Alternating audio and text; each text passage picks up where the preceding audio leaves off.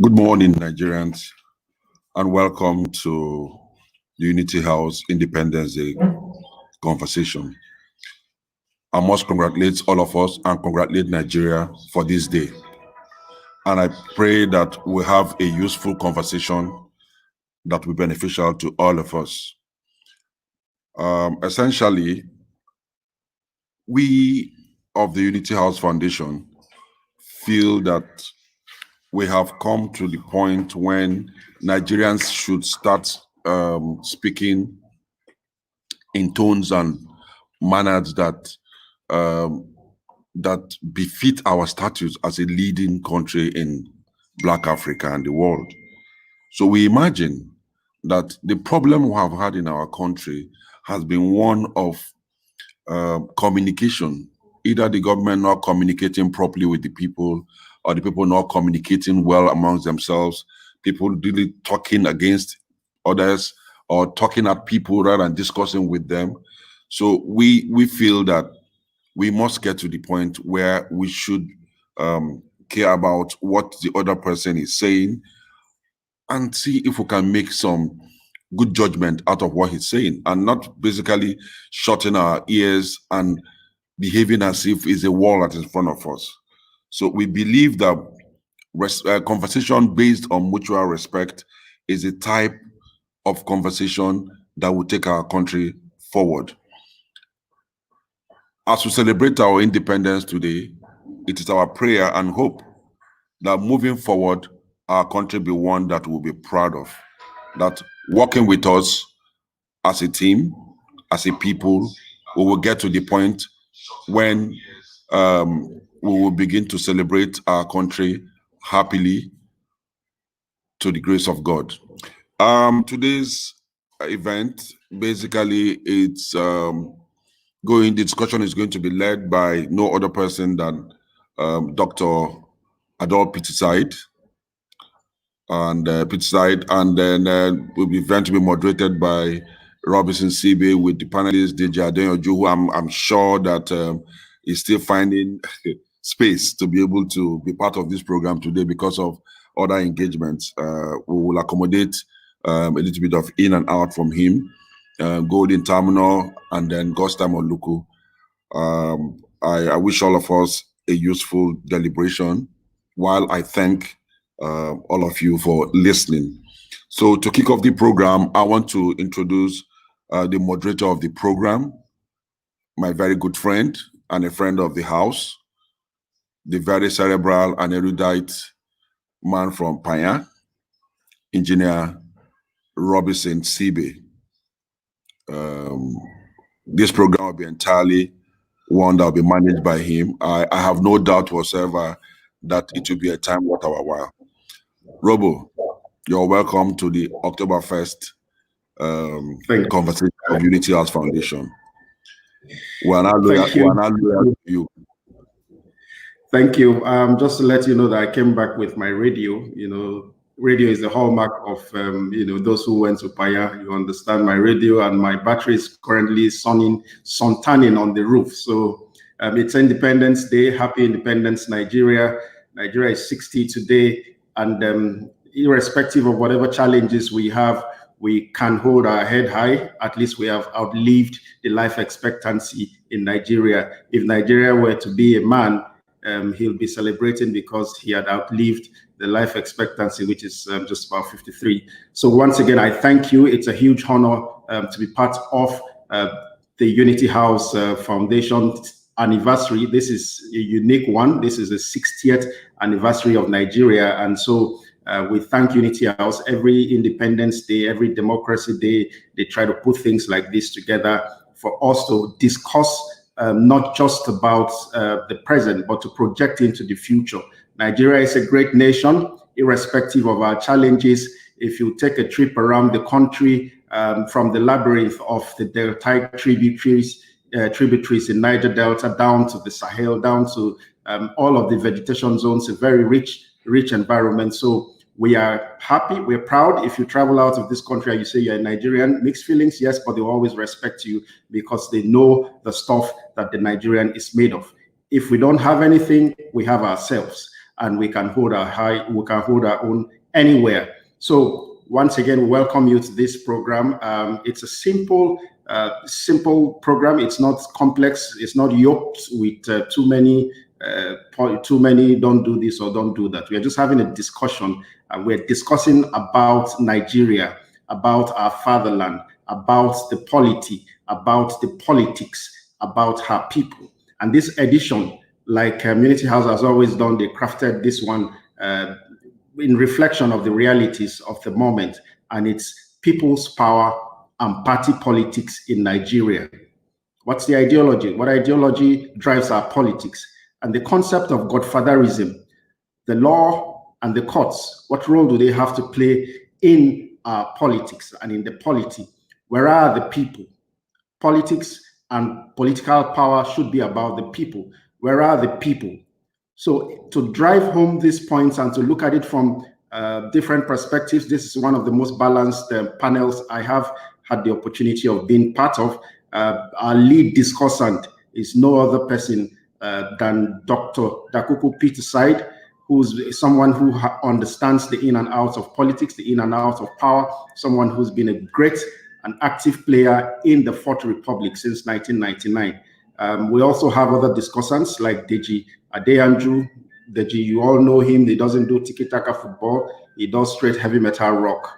He's someone that a lot of persons have different opinions about, but it's someone that is always very exciting to listen to him. This passion for whatever he believes in cannot be questioned. Golden Tamuno, also a household name, and then God's Time Oluku, incredible panelists here we have. So sit back and enjoy as I welcome Dr. Dakuku Adol Peterside to lead the stage. He's the lead discussant. So Dr. Peterside, you're welcome. Thank you, Robinson. Yeah. Let me start by saying happy Independence Anniversary to all Nigerians and friends of Nigeria. Today, I will go straight to the matter. Unlike Robinson, I didn't come from Panya, so I didn't come with any radio. And so you can be sure that I will just deal with the issue. I've been asked to lead a discussion on people's power and party politics in Nigeria.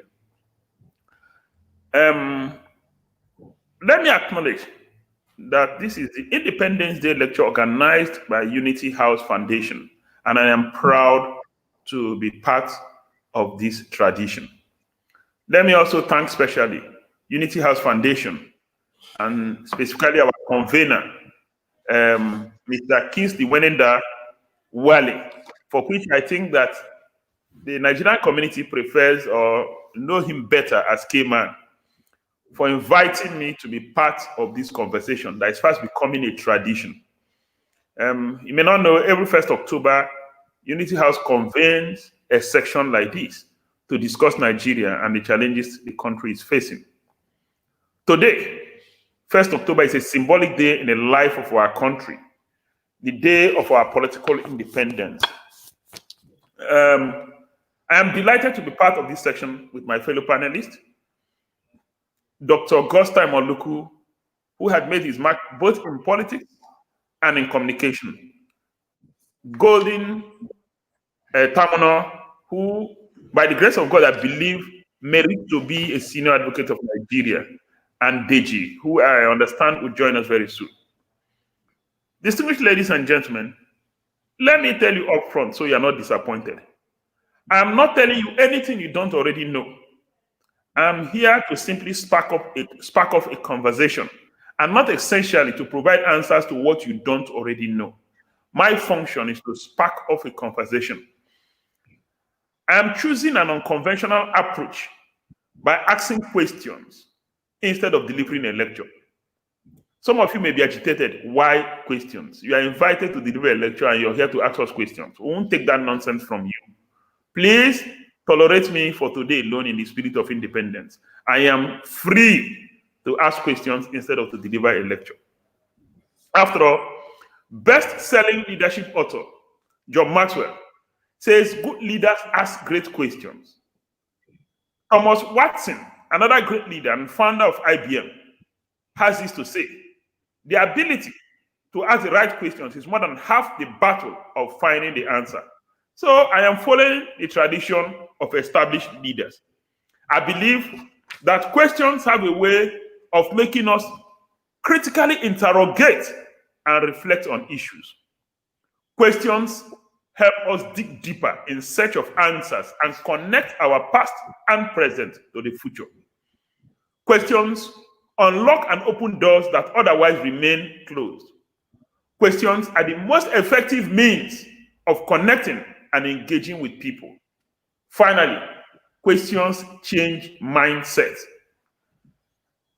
I therefore crave your indulgence to allow me ask 5 fundamental questions to enable us probe further into the discussions of today as we mark 60 years of independence as a nation. Question number 1: do we really have a nation called Nigeria? That's the first question we will interrogate. Question number 2: what is people's power? And does that concept or construct apply in Nigeria? Second question to interrogate. The third one is: where do people's power and party politics intersect? If we acknowledge that there's people's power and we acknowledge that there's politics, where do they meet? And at what point will they go their different ways? Question number 4: who is a godfather and who is the godfather? What is this concept of godfather? Our ears are filled with godfather, godfather, godfather. Who is a godfather? Are we not all godfathers? Question number 5: as these forces, whether the forces of parties, ideology, nationhood, as they contend for space in the political landscape, where is the law? Courts, which is the channel for us to relate to the law, have they helped democracy in Nigeria or have they undermined democracy? These are the questions I will take you through. I believe that at the end of my questions, we'll have a clearer picture. We will now begin to find answers. So you're welcome to my question section. I will deal with question number 1. Do we have a nation called Nigeria? A nation is beyond geography. A nation is beyond symbols. A nation is beyond flag, national anthem, pledge. Those things don't make a set of people a nation. And let me also say, a nation is distinct from a country. Though they are sometimes used interchangeably, they are not the same. There are certain conditions that must be fulfilled before a group of people can be called a nation. The English dictionary, which is our point of reference, defines it thus: a nation is a large body of people united by common descent, history, culture, or language, inhabiting a particular territory or country. Now, for the English dictionary to add country in the definition of a nation means that country is not the same thing as a nation. The impact of this dictionary definition is that a nation presupposes a group of people with common descent, common interest, shared vision, common culture, united by common aspiration or common denial. So it's either they've been denied something that unites them together, or that they have a common aspiration. When these conditions exist, it evokes national consciousness and loyalty to the nation. When any of these conditions or all of these conditions exist, it evokes national consciousness and loyalty to the nation. Where these conditions do not exist, you will observe the prevalence of ethnic or provincial consciousness, and people will refer to themselves as Hausa, Igbo, Ijaw, Yoruba, or like our convener will say, Amikwere, etc. and etc. Or like our moderator will say, Amogoni. Of course, the other thing you will notice is the pursuit of narrow ethnic interest above national interest. You will notice perpetual tension among existing groups. Every group is suspicious of the other. You will notice an attempt to maintain provincial or ethnic identity. You will notice that there is fear There is tension and there's mutual suspicion, where the conditions for nationhood don't exist. The fact that the colonialists put together the contraption does not necessarily make African states nations. They simply created countries or political countries. But the distinct lines refuse to go away. Nigeria is not the only country in this situation. In Sri Lanka, the Europeans brought them together and said,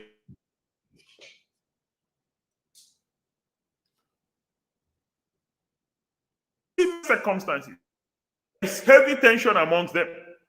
The question to ask ourselves is, in absence of a nation state with the features of a nation, can you have people's power?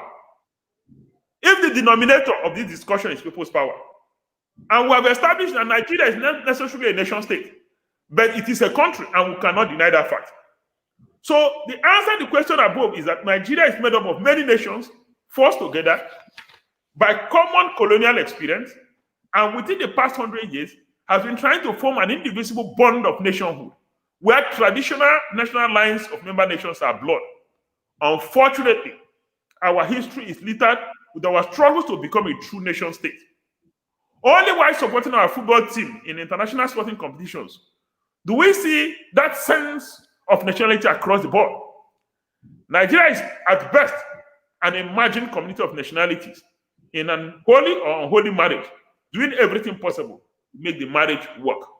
This, for me, is the first challenge as a nation we need to deal with, the challenge of nationhood.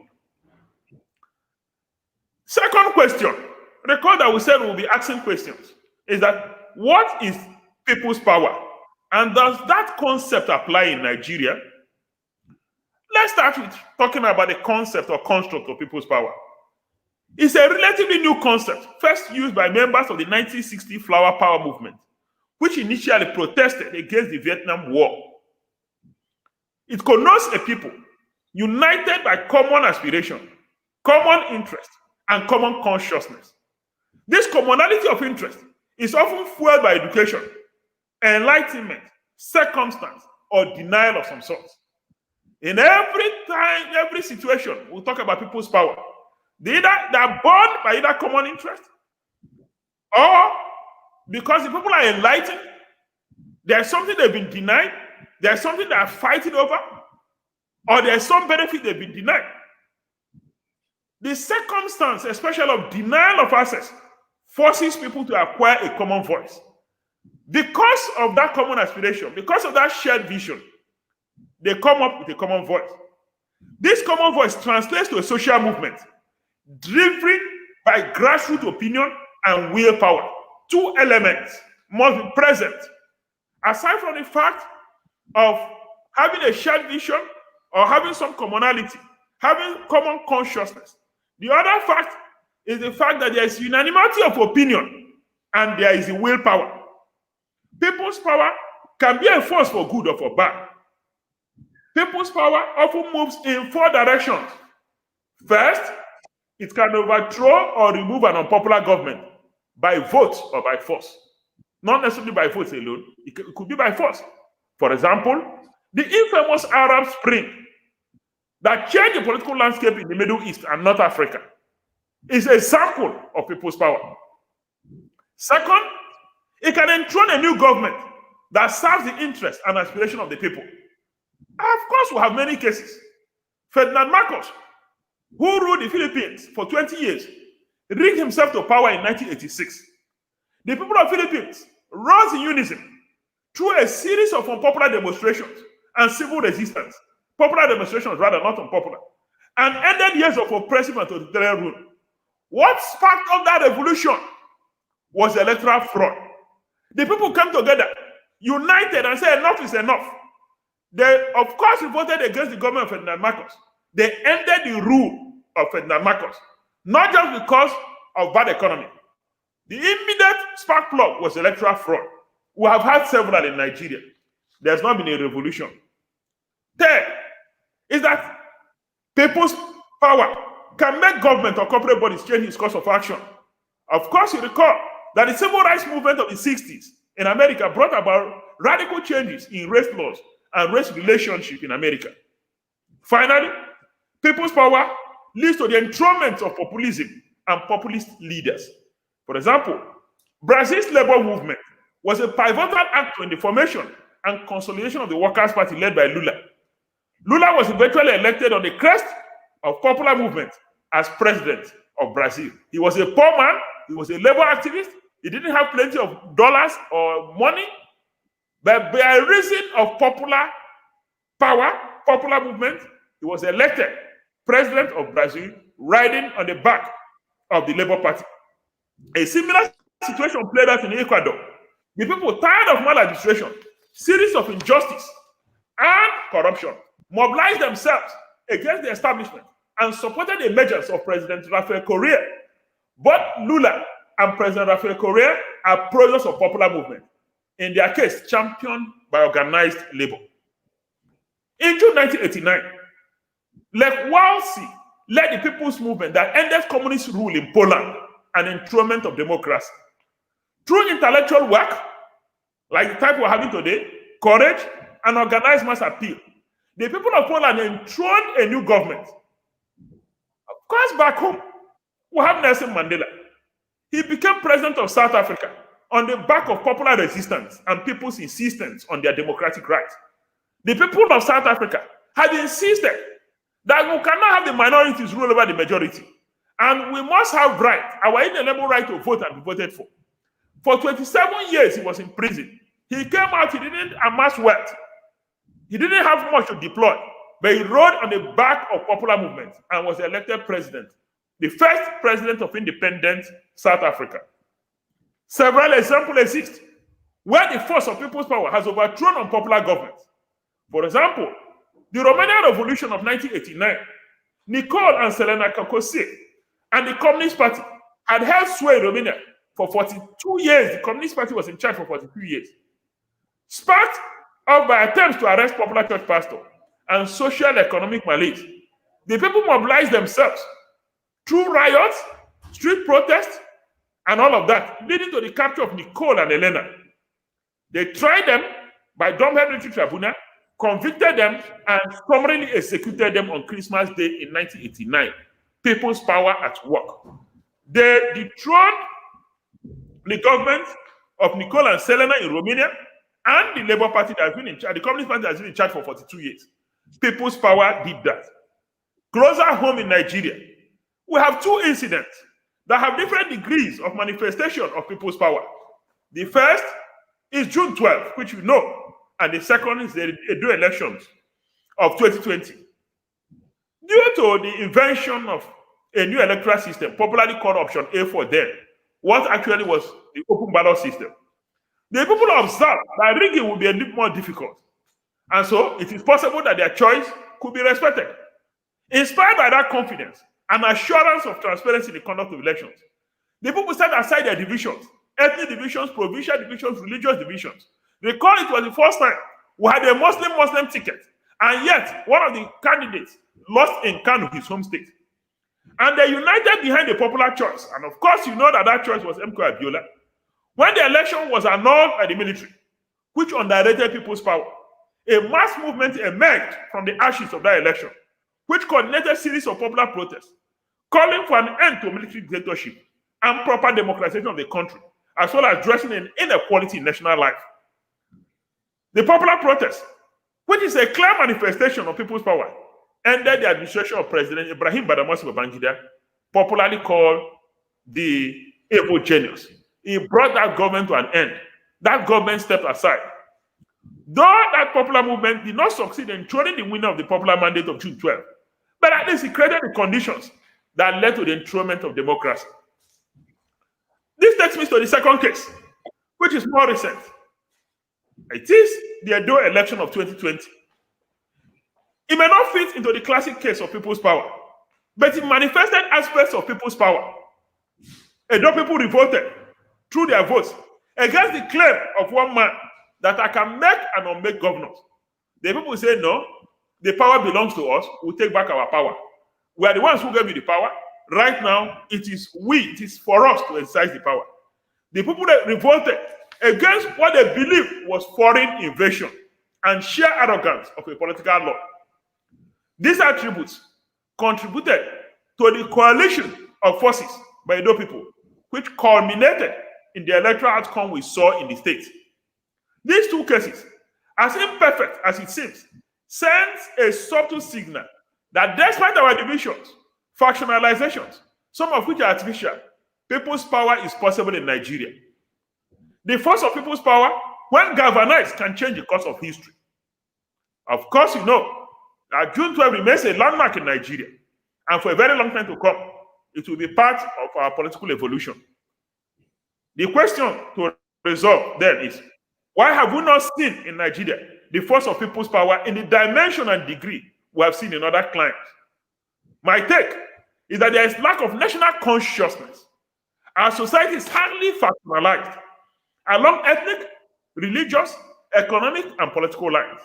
If somebody even begins mobilization, people will see that this is an Ogoni agenda. If some Musa begins mobilization, they will think that it's a North Central agenda. If some Yaradua begins mobilization of the people, they will say it's a Fulani agenda.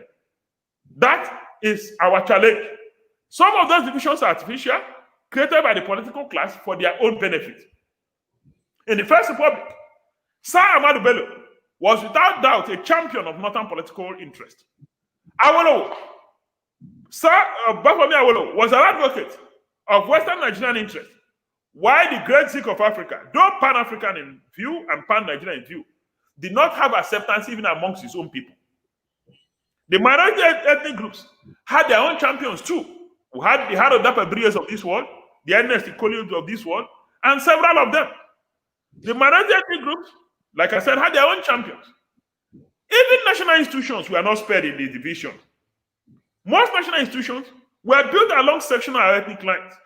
This partially explains the interpretation of the different coups d'etat that took place in 1966 as an ethnic agenda. Where there is no consciousness of a united Nigeria, it is difficult to mobilize the ordinary people along the line of national goals, aspirations, shared vision, and shared deprivation. In absence of common ground or commonality, what you have is ethnic mob or ethnic nationalism, which is not positive. The second reason why we have not had manifestation of people's power to the degree that can propel change is due to a lack of capacity of civil society to organize, occasioned by two factors. The first is lack of trust among the people or mutual suspicion. And the second is low level of political enlightenment or education amongst our people. I didn't talk about literacy. Literacy is a different thing from education. Where lack of people's power is evident, the political class takes advantage of collective docility, which we must fight against. Conversely, if the political class sees the potential of people's power, either to use the ballot box to chase them away or a revolution, they'll be more conscious of the decisions they make and actions they take. This takes us to the next question. Since we agree that questions help us engage with each other, the next question, question 3, is where do people's power and party politics intersect? That question, I would like all of us to collectively answer. Political parties, as you know, are vehicles that bring people together who share similar political ideas in pursuit of power to transform society. Political parties provide a connection between the political class and the people. When parties evolve in an organic manner, they are propelled by the aspirations, dreams, and values of the people. To that extent, political parties are a manifestation of the people's power. When they emanate from the people's dream, when they emanate from people's aspiration, when they grow in an organic manner from the yearnings of the people, not when they are foisted on us by either a few or by the government. Under Ibrahim Babangida, two parties were foisted on us, the NRC and SDP. They did not grow from the yearnings and aspirations of the people. We have seen in South Africa where the ANC evolved out of black resistance movement. In other clans, trade union groups that came together, as you have in Brazil, to evolve as the Workers' Party. Civic Forum is another mass organization led by Mr. Havel that rebelled against the iron fist grip of the Communist Party in Czech Republic. They emerged as a strong political party. In these three instances cited, and several others, Political parties evolve from people's power to achieve political power. Political parties that grow in an organic manner use group interest to advance the interests of every member of society. In such cases, parties fall into three broad ideological categories, reflecting a particular social class and their ideas on how to advance society. Parties are either pro-right, pro-left, or centrist. Right-wing parties, parties that are pro-right, believes that the rich should be submitted to create employment and wealth so society can prosper. That is what we call the free market economy or free market capitalism. In America, you call them the Republican Party. In Britain, you call them the Conservative Party. In Nigeria, under Ibrahim Babangida, it was represented by the NRC, even though it had no ideological root. Left-wing parties, sometimes they are called socialist parties or workers' parties, believe that all members of society, no class, all members of society should be empowered to create wealth that will serve the benefit of all and not a particular group in society.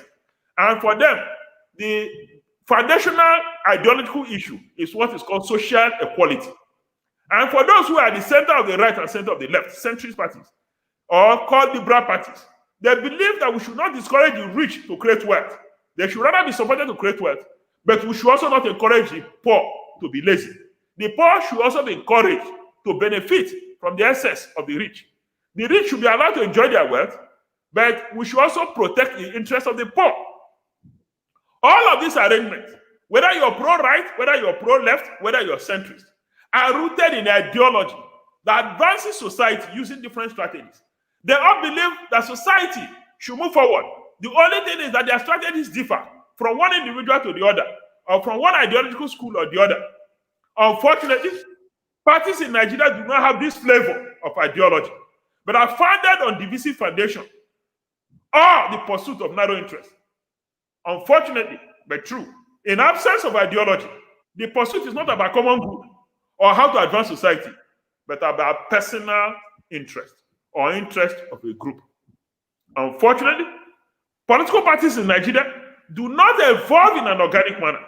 They are products of provincial or ethnic interest or quest by a tiny clique of compradors to secure power and material benefits. And I'll just cite a few instances. The impact of this is that they have little or no ideological basis and programmatic commitment. We don't know what to expect from them. Examples are the Northern People's Congress of the An Action Group in the First Republic. Of course, you know that the Northern People's Congress was rooted in the protection of the interests of the North, and not just the North. The rich people of the North.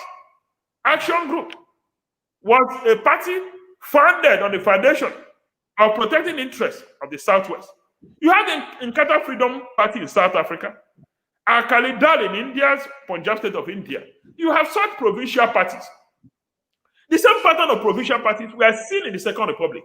MPP was principally a pro-Igbo party, UPN for the Yorubas, PRP for the downtrodden in Kaduna artists, JNPP, of course, for the Kanuri people of Old Borno, and MPN had a broad northern appeal, though it presented itself as a pro-Nigerian party.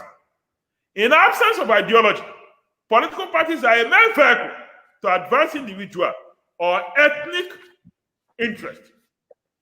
The masses have no choice, as they are not given options that amount, they are only given options that amount to 6.5 or devil and Satan. Their choice is between devil and Satan or between 6.5. It doesn't make any difference. Parties in Nigeria do not exist primarily to advance the interests of the people, only when there is a threat to the hegemony of the rich. When there is a threat to the rich finds a way to sort out the people so that they can give them peace to enjoy the wealth or their loot, whatever they have stolen. Let them enjoy it. So from time to time, they give you peanuts.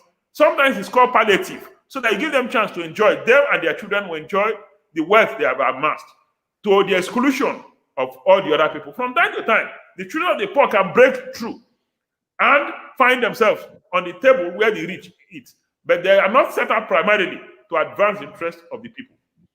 The question is, who are these tiny cliques that the party serves? If we say the party do not serve the masses, are they the people we refer to as the godfathers? This takes me to yet another question. Since we say today is a day of question, not even Tom Barisi will stop us from asking questions, because we agree that we'll ask questions. Who is a godfather? What is this concept of godfatherism? The concept of a godfather is synonymous with intermediary, mentoring, benevolence, support, and sponsorship. And so let me send you a signal. It's not just all about negative things only.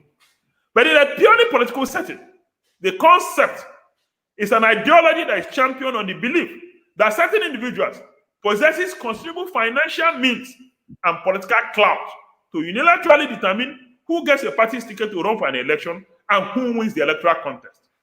In the Nigerian context, godfatherism arises from our prebendal politics, where political persons help someone come to power in exchange for control of treasury, appointments, and contracts. It is part of the competition among the elite for control of state power. Political godfathers can never and do not serve the needs of democracy. Political office holders who depend on godfathers to come to power are under obligation to satisfy the yearnings of the godfather before attending to the needs of the people. And so godfather comes first, the people second. So it's not about people first and godfather later. It is about godfather first and the people later. The principle of godfatherism or godfather is against the freedom of choice. The people of godfatherism, the principle rather of godfatherism, obviously breeds corruption, because you must satisfy the yearnings of the godfather. You must pay back wherever the godfather got money to support to come to power. And very often, it's against popular struggle. It is not pro-popular struggle. Godfathers and popular participation are parallel lines and they are mutually exclusive. Plato and Aristotle, two great philosophers, warned us many years ago about the dangers of concentrating power in the hands of a few to the detriment of the majority. Power corrupts, absolute power corrupts more. A-day elections have been celebrated as the defeat of godfathers and the triumph of people's power. It is both true and false. True in a dimension, false in another dimension. That would be discussion for another day. But the statement that was made in Edo is that the people can take back power and exercise that sovereign right to determine who governs them, to decide who governs them. And that power to decide ultimately do not lie with any single individual. The individual cannot be bigger than the whole. The whole is bigger than the collect. The collective is bigger than the individual. It was an evident statement that was made in Edo. And that takes me to the question of the law. As these factors contend for space in the political space, whether they are godfathers, whether they are ideology, whether they are political parties, where is the law? If we're a nation founded on law, if we're a nation, our democracy is founded on law, do the courts, which is symbol of judiciary, is it advancing democracy or is it undermining democracy? That's a question for all of us. The rule of law, as you are aware, and democracy are interlinked and mutually reinforcing processes. You cannot separate rule of law from democracy, and democracy, of course, is the basis for the rule of law. Government responsiveness to the interests and needs of the greatest number of citizens is strictly associated with the capacity of democratic institutions and processes to bolster the dimensions of rights, equality, and accountability.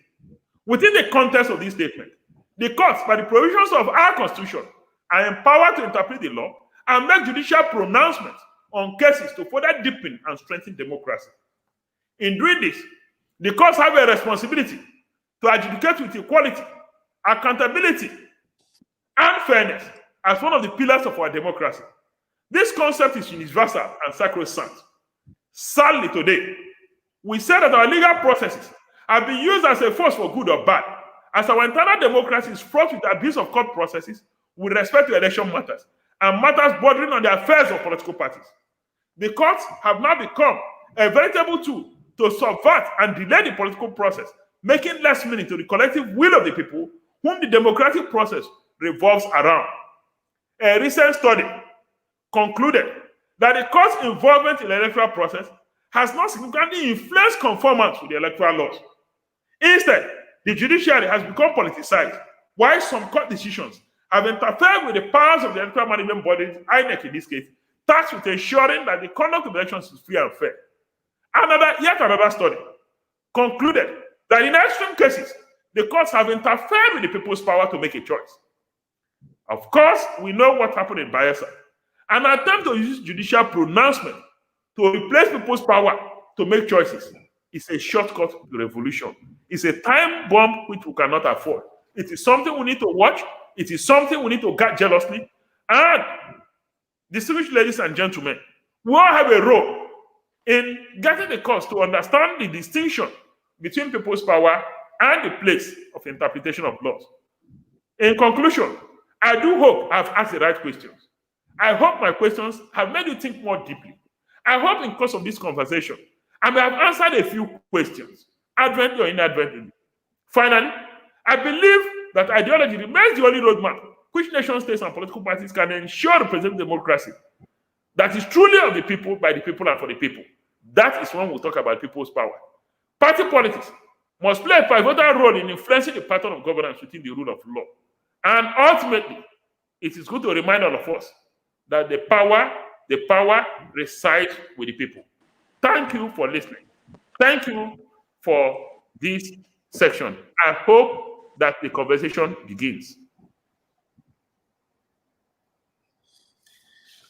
Thank you, Dr. Peter Said. That was very, very comprehensive. That's a paper. I hope you publish it after now. Perhaps I think the Unity House needs to keep a library where things like this can be found. That was very, very comprehensive. You asked some very petty questions. You chose a dialogic approach where questions are asked. I like that approach because we ask ourselves a lot of questions today. Just to also let followers out there that you too can contribute. You can be part of this if you comment on the comment section. In the course of this discourse, we'll go through it and we'll try and answer as many questions as possible. Thank you. You asked very pertinent questions. You asked, do we have a nation called Nigeria? You also asked, what is people's power? You asked, where is people's power and where does people's power and party politics intersect? Where's the intersection point? You also asked, who is a godfather? And you asked, where is the law in all of this? You know, the wheel of justice, they say, grinds slowly. And party politics itself is the fast lane. It's like in this time and age, it's like the super highways, like digital politics. They play these things change in thick and fast. So I'm just going to ask you one or two questions, and then I'll bring in the other discussants and to be part of this. So I like the approach which you took from a historical and then down to the current approach. You also chose a very scholarly approach, which falls in line with what Unity House likes to project. You talked about, you cited works of Plato, of Aristotle. They had foundational contributions in terms of people power. In fact, I know Pareto and Marx also said something about how politicians and how political elites try to seclude themselves and indirectly, remotely reproduce themselves from within. And that is the concept of godfatherism itself. Now, you have been part of the entire Fourth Republic. You perhaps were a young observer to the Third Republic. At what point did godfatherism, because in the concept of it, godfatherism perhaps could be seen as mentorship. It is not in itself bad in its entirety. There's always a mentorship program in every craft. But at what point did all of the other ideals and all of the other possibilities left the scene and it became purely for prebendalism, which you mentioned? At what point did that happen as a young observer of the Third Republic and as an active player of the Fourth Republic? All right, thank you very much, our moderator, Otumba Sibe. Now, we've had godfatherism with us from pre-independence politics. In the 1959 up to 1965 political process, what they call the First Republic, so Obafemi Awolowo, Ahmadu Bello, in fact, Ahmadu Bello, Sardauna of Sokoto chose Ahmadu Bello. Obafemi Awolowo will sit down and decide who goes here and who goes there. But the difference then is that the purpose was purely mentorship. They wanted the best. They wanted their party to put forward the best. They put forward the best to serve, and it was not for pecuniary benefits. By 1979, we still had some elements of godfatherism, but again, in a positive sense. Jim Nwobodo was chosen by Nnamdi Azikiwe to go and become governor of Anambra State. It's not because Jim Nwobodo won the popular primaries. Sam Bakwe was personally chosen by the great Sikh of Africa to go and be governor of Old Imo. It's not because that they won the popular primaries, but they were literally some sort of godsons. But they were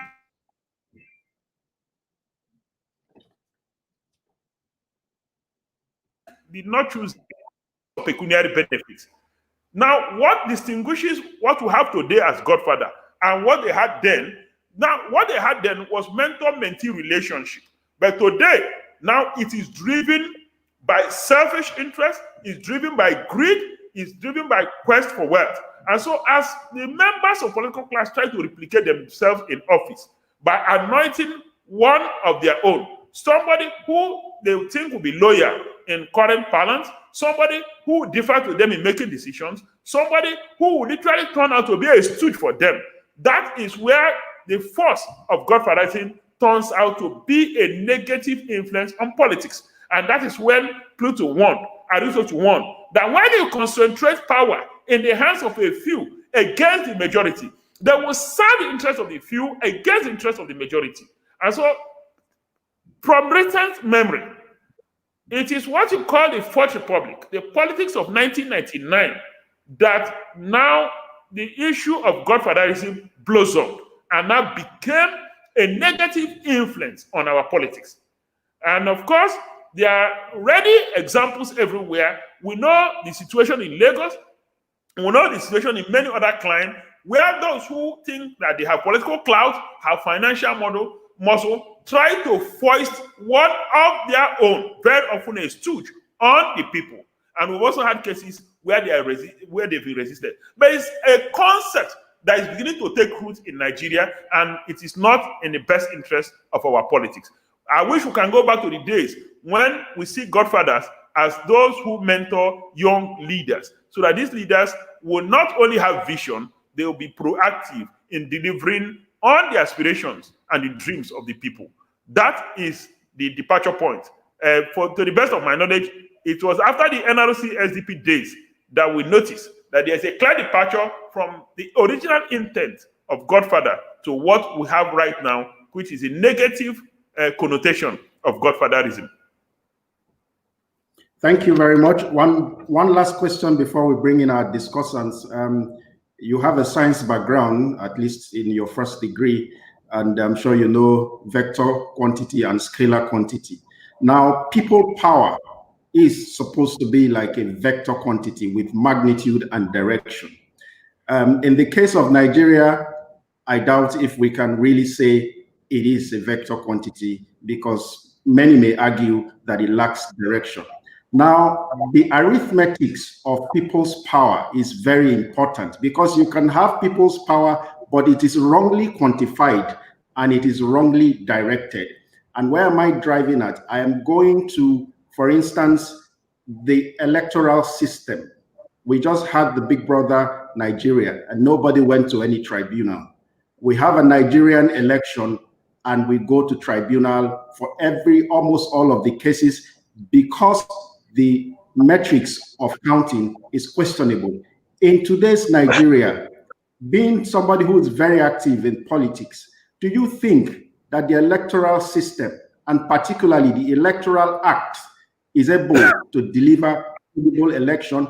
I know you've been to the tribunal yourself. I know you've asked questions about forensic audits. Do you think that the Electoral Act, as presently scripted, can guarantee a free and fair election where people's power can truly count? My answer is yes and no. Yes, because the ultimate outcome of election is not only dependent on the law, The act itself is a facilitator. People's orientation, people's attitude. Now, what has made the United States electoral process very successful is not necessarily the law. Orientation has evolved over time. What has made the United Kingdom of British electoral system very successful is not necessarily because of the law. The law is important, but beyond the law is that we need to develop a culture and an orientation amongst our people. The democratic culture is not rooted amongst us. That culture needs to evolve, and it has taken too long to evolve. If we have a right democratic culture, if we have a right orientation, we can even conduct elections without any electoral act, and people will respect the outcome of elections. But because we're still evolving, now electoral act becomes important to serve as a guidepost in the decisions we make, and that will enable us get the outcome we desire. To that extent, I am an apostle of refining the Electoral Act from time to time. The Electoral Act itself cannot envisage all possible sins in the electoral process. And so we'll continue to fine-tune it as technology changes, as circumstances change from time to time. And so the problem we have fundamentally is not the Electoral Act, because from time to time technology will change. We'll get to a point where you sit in your houses, you don't need to come together to vote. At that point, it will not be the Electoral Act. You keep changing the Electoral Act. Today in America, during the last elections, they questioned the integrity of the electoral process because of the advent of technology, because technology has evolved. And so, for me, Electoral Act is important because this is our stage of evolution, but ultimately it is not the Electoral Act that determines what we get as our outcome of our election. It's important that we cultivate the right culture, get a right orientation. It is only then that all of us will subscribe to a common value system, and there will be common understanding and agreement of what makes us great and what diminishes who we are in the electoral space. Thank you very much. At this point, we would like to bring in our discussants. You started by asking questions. I think our discussants also would like to ask some questions and make their own contributions as well. So, ladies and gentlemen, it's my honor and privilege to welcome Golden Tamuno. Golden is a barrister, very respected citizen, a no-holds-barred person. He can let you, I don't need to say too much, just listen to him. I'm sure you would have a lot to gain from him. So let's welcome Golden Tamuno. All right, while that is being sorted out, also we welcome on stage Dr. Godstime Oluku, also another very exciting panelist. Like I said, this is one of the most diverse and sophisticated panels I am going to be privileged to moderate. So, Dr. Godstime, you're welcome. Thank you very much, and good morning, viewers. Mr. Golden, you're welcome. Thank you very much. Yeah, we're here again. The last time we were both panelists as well at the Unity House. Good to see you again, sir. Okay, thank you, so, my brother. Thank you. So basically, we listened to Dr. Dakuku ask some very pertinent questions. I'm not going to repeat them. We'll just give us opportunities to make our own presentation, beginning from Dr. Godstime Oluku. I'll give you 5 minutes to make your own opening presentation, and then after that, Mr. Golden Tamuno, and then we generally discuss. And also, we will at some point take contributions by followers out there. So if you have questions to ask, you can drop it in the comment box, and at some point we'll go back to it. Thank you. So this is to Dr. Godstime. All right, thank you very much, my brother, Mr. Tambari. Let me first and foremost congratulate the Unity House Foundation for giving us this opportunity to share ideas, to look at our nation, how far we have gone, where we are, and where we should be going. I must also admit that my brother and friend, the erudite Dr. Dakuku Adol Peterside, did justice to the issues that we're discussing today in his paper. I agree that there are so many questions that we have to answer as a people, as we grow, as we continue to navigate our journey to nationhood. I agree that for now, we can't completely call ourselves a nation state in the strictest sense of the word. Knowing what a nation really means. Dakuku put it very succinctly, and I do agree with him that we do have some issues with being a nation, how to sort out that one, because it is a fundamental necessity if we must grow, if our judiciary must deliver, if our people must understand the essence of power and how power could be shared and how power could be utilized, if we will have a good understanding of the concept of godfatherism and its effects on our growth. All these are all dependent on whether we see ourselves as one nation at all. The only aspect that I have a different view in his wonderful, well-researched paper is on ideology. I believe, and I agree with the famous English poet who said, Alexander Pope said, for forms of government, let fools contest. For that which is best administered is the best. As we navigate through nationhood, we can see that our problems are not really about ideology. Ideologies that we depend on today, whether socialist or capitalism, have nothing to do with the kind of problems that we have today. So we can have our own indigenous ideology in course of time. But let's first of all sort out nationhood, a nation where railway projects are built in the south and we all hail. And then we cry and agonize when the same projects are cited in the north.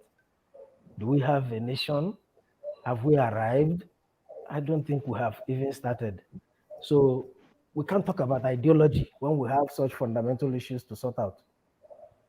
Again, if you look at the issue of godfatherism, which is actually one of the reasons why I believe we have to sort out nationhood, these problems have been there right from, in name of our political balance, what we call the days of Ajayi Crowder. It's been there. Like he said, in cause of early independence, Awolowo was Adeleke's, what do they call him? Adeleke, or who? The premier of the Western region, was the godson of Awolowo. In the north, Tafawa Balewa was the godson of Sadana of Sokoto. In the east, Dr. M. Ayobara was Zeke's godson. Now, if you look at what happened in the West, we are here to come out of the controversies that ensued in the West in 1961, 1962, 1963. As a matter of fact, till today, we are still battling with the inequities of our federation, which was made very, very obvious and prevalent, or obvious rather, as a result of that crisis. Till today, we're here to come out of the consequences of that initial, because it was from that crisis that we had a coup. It was from that crisis that we saw pogrom, mass killing of the Easterners, and up to today, we still see ourselves as Southern, Northern, Eastern, Western. We are here to sort out nationhood, and it is fundamental.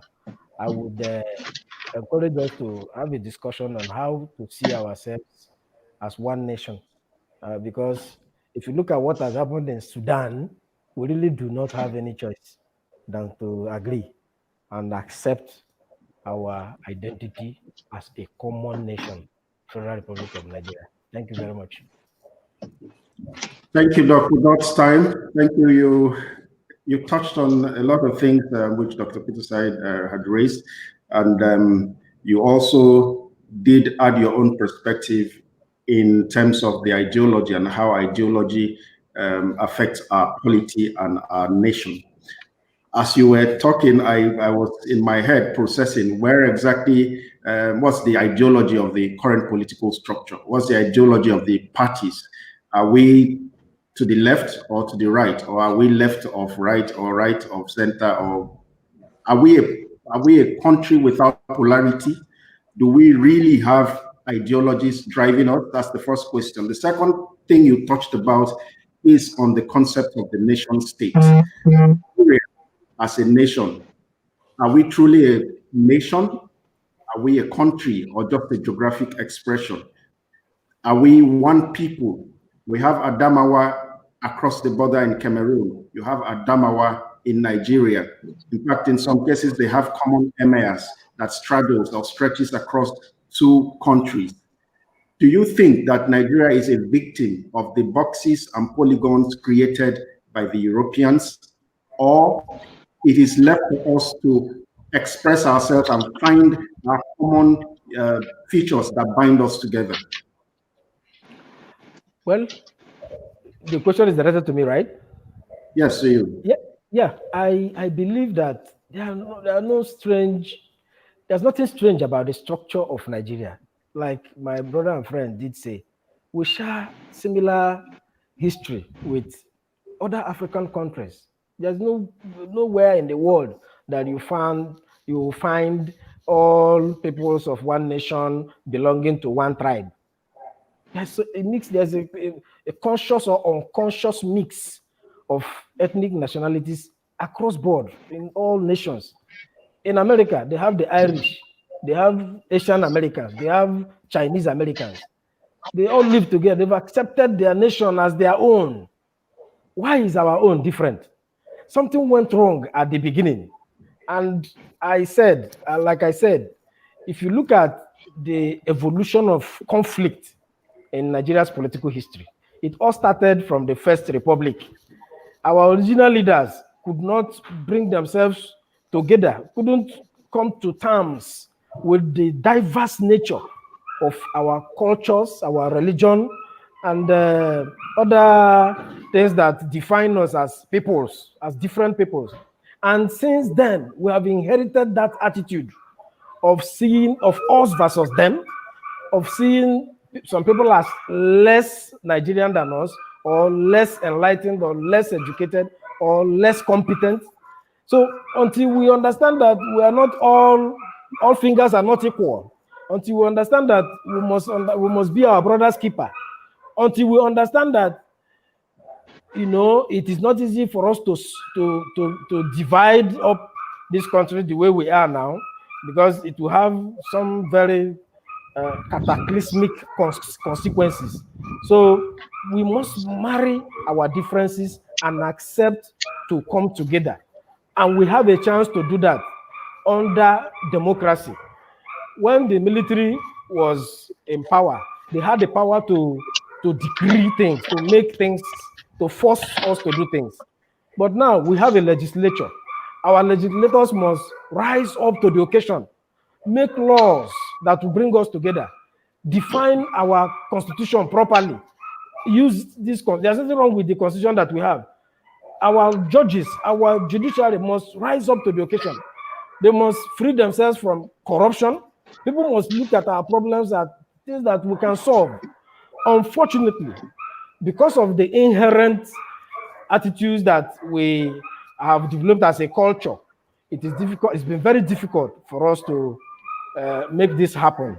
And we, the younger generation, the new generation of Nigerians, must look at this and see what we can do to bring ourselves together. We do not have a choice. Thank you very much. Just to read out a few of the comments I've seen. Batam Ndegwe says, is there anything really wrong with regional or ethnic politics? At the end of this, we'll answer that question. I believe that Dr. Putuside and the other panelists will have a thing or two to say about that. So over to you, Barrister Gold, in Kamono, your opening comment. Yeah, first and foremost, Mr. Tambari, I want to commend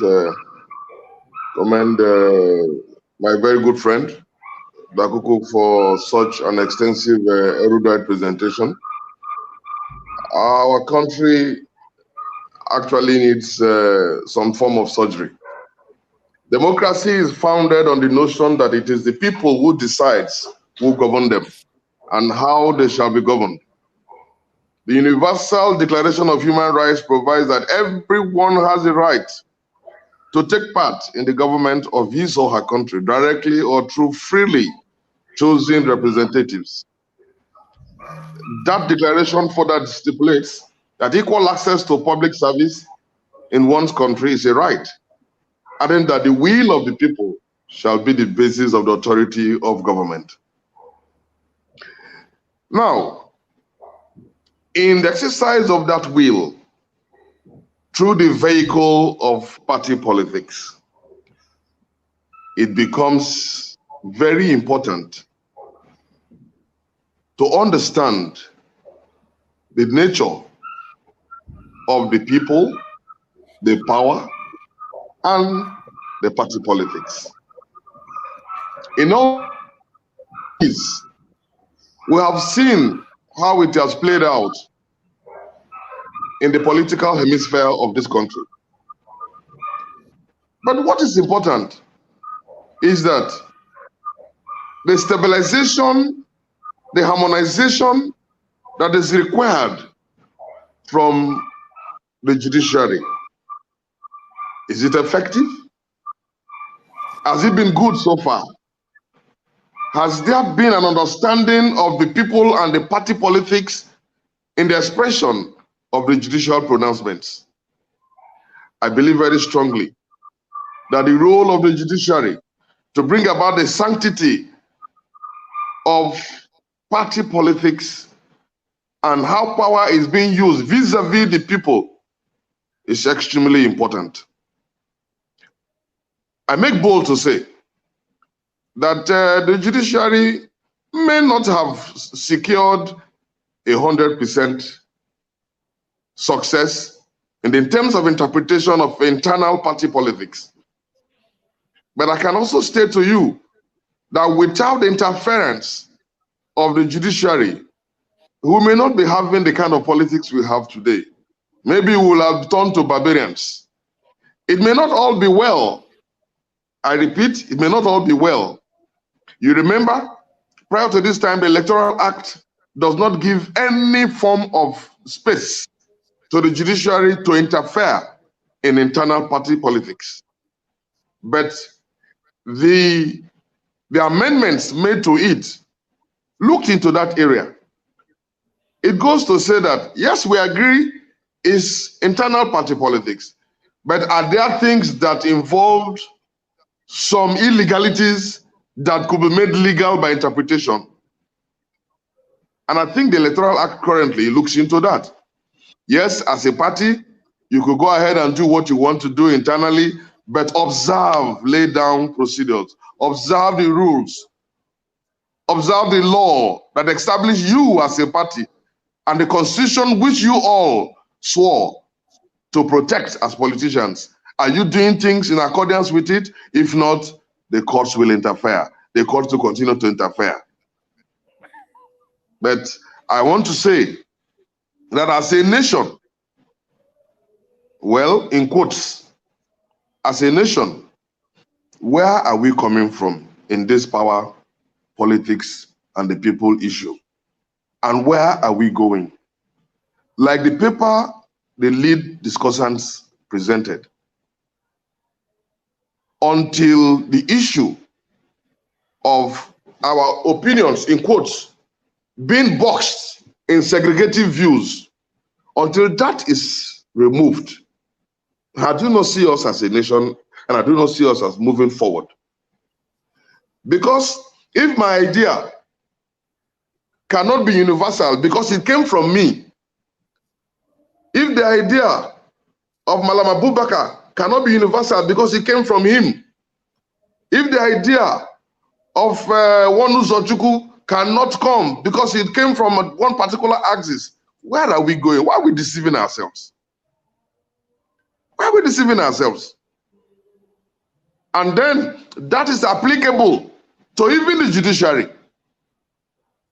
If a judgment is given against a southerner by a northerner, it is biased. If a judgment is given by a southerner against a northerner, it is biased. Where do we go from here? Let's look at it critically. I agree, the judiciary has a very critical role to play, but those of us who says we are participating in party politics, what are the issues that arise from us that give rise to the judiciary to interfere? Thank you, Mr. Sivre. Thank you, Barrister Gold, in terms for that very impressive analysis. You talked about interference by the court system, yes, and when things are not right. Yes, and it's like, you know, in the last few years, a lot of that has happened, and it has altered the space. It has altered the calibrations of our politics. And in fact, there are states, you have Edo State that did their election this year. And the reason why they are doing their election this year is because of judicial intervention, which altered the national electoral calendar. Now, do you think it should be necessary to hardwire dates into the electoral calendar to make it such that the Electoral Act defines a sacrosanct date or defines when courts can intervene so that things can be settled in time before the elections? Now, first and foremost, it will be practically impossible. I use the word practically impossible to insert such dates. The reason is that nobody can decide how each election will go. The election that gave rise to the change of the date in Edo State was never anticipated. But the legal dragon that ended the way it ended created that space. Now, first and foremost, when you say interference, what is the modus operandi of the political parties? How do they act internally? We say we're in a democratic setting. How democratic is our arrangement within our political parties? I can assure you, the courts may have no role to play if there is internal democracy in our political parties, where people are allowed to select or elect people who they truly feel will represent them, than electing or selecting people who represent personal interest or hierarchy within the political system. The courts are empowered by those infractions. It's those infractions that bring in the courts. Because if things are done properly, you don't need the court. The court will do other things. They have other things to do. They are not here to run elections for us. They are not here to provide who becomes governor, who becomes president for us. We are to decide. But the question now is the foundation, the crux, the government of our elections, which is the beginning from internal party politics. How well is it being organized? So it will be very difficult to sit down here and say that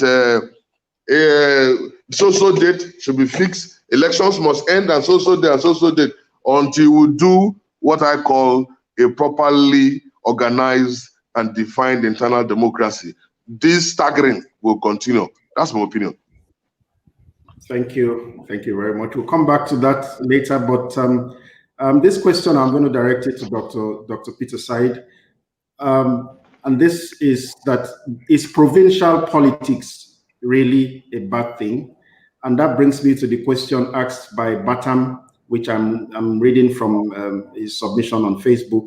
And Batam asked that, is cultural politics or ethnic politics really a bad thing?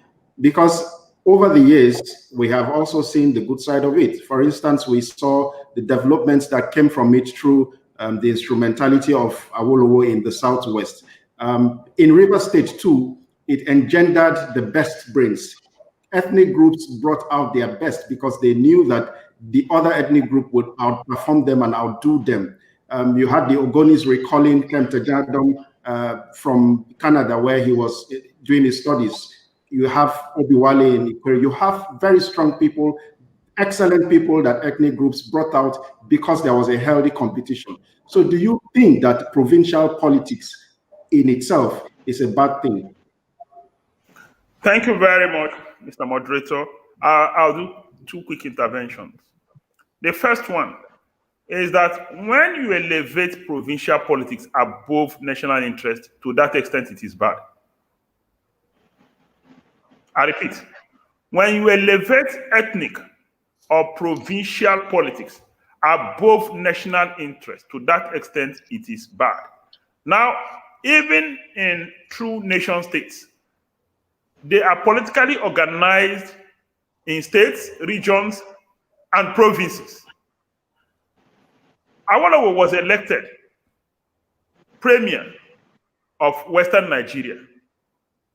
Now, his primary area of service was Western Nigeria. He could not have performed in Northern Nigeria at the time he was premier of Western Nigeria. And so there's nothing wrong performing very well in Western Nigeria, and there's nothing wrong with healthy competition. All we're saying is that when we don't see ourselves as Nigerians, we see ourselves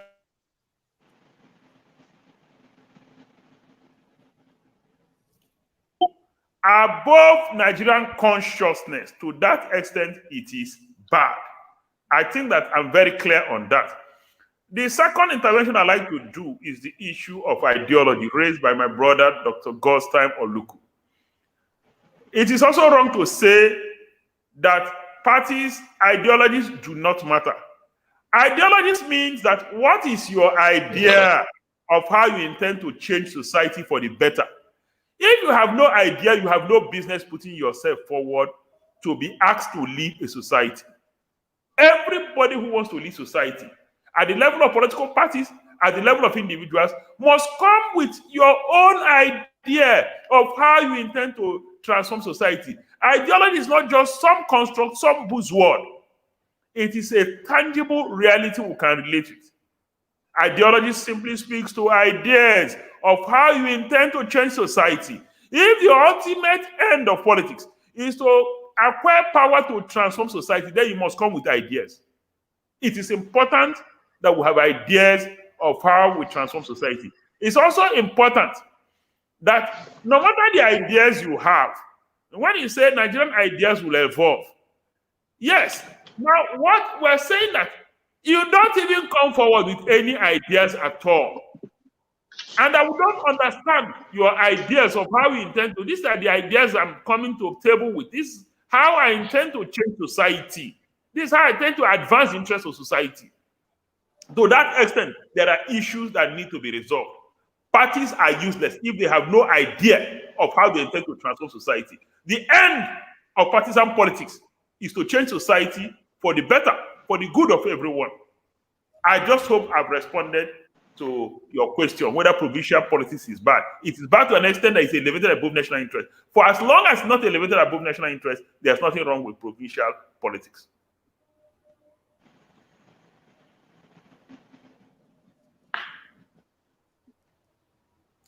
You are muted, so somebody, nobody will hear you. You're muted, so I'm sure that you forgot that you're muted. Oh yeah, thank you. Thank you for also standing in as the moderator. If there was a paycheck, I would share the equivalent of this. Yeah, this you all right. Okay, so you ended with ideology, the fact that ideology is what drives you, what you intend to achieve. I'd like to stretch that a bit, and then I'll ask Dr. Godtime to also respond to that. The Fourth Republic is 21 years old this year, and within that period, we have seen different parties in power at the state level.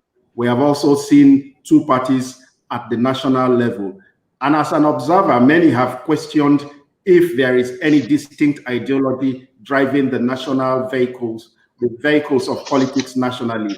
And that has been underpinned or underlined by the fact that people check in and out of these parties at will, which means that if there was such a solid and robust ideology that you could identify with, it would have been a bit difficult to move in and out of parties as they please.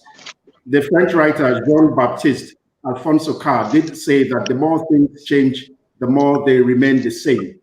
From hindsight and looking back, do you think that things have truly changed? That over 20 years now, I'm not singling it out to the last 6 years, I'm looking at Nigeria and the Fourth Republic. Do you think that things have changed? And vis-a-vis, do you think there is an ideology, an ideological vehicle that is conveying any sort of change that people and citizens can indeed identify with? And I leave Dr. Godstein to respond to this.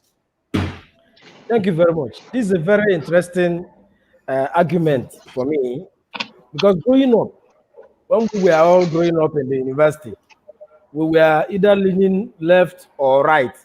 Socialism, capitalism, those were the things that were trending. As we grew up and started participating in politics, we observed that we had veered off from the issue of ideology or how economy should be run, whether it should be capitalist or socialist. And honestly speaking, for me, we should tailor our political economy to reality rather than being dogmatic. What are the realities on ground? In the face of what we have, what we are doing as Democrats, as a democracy.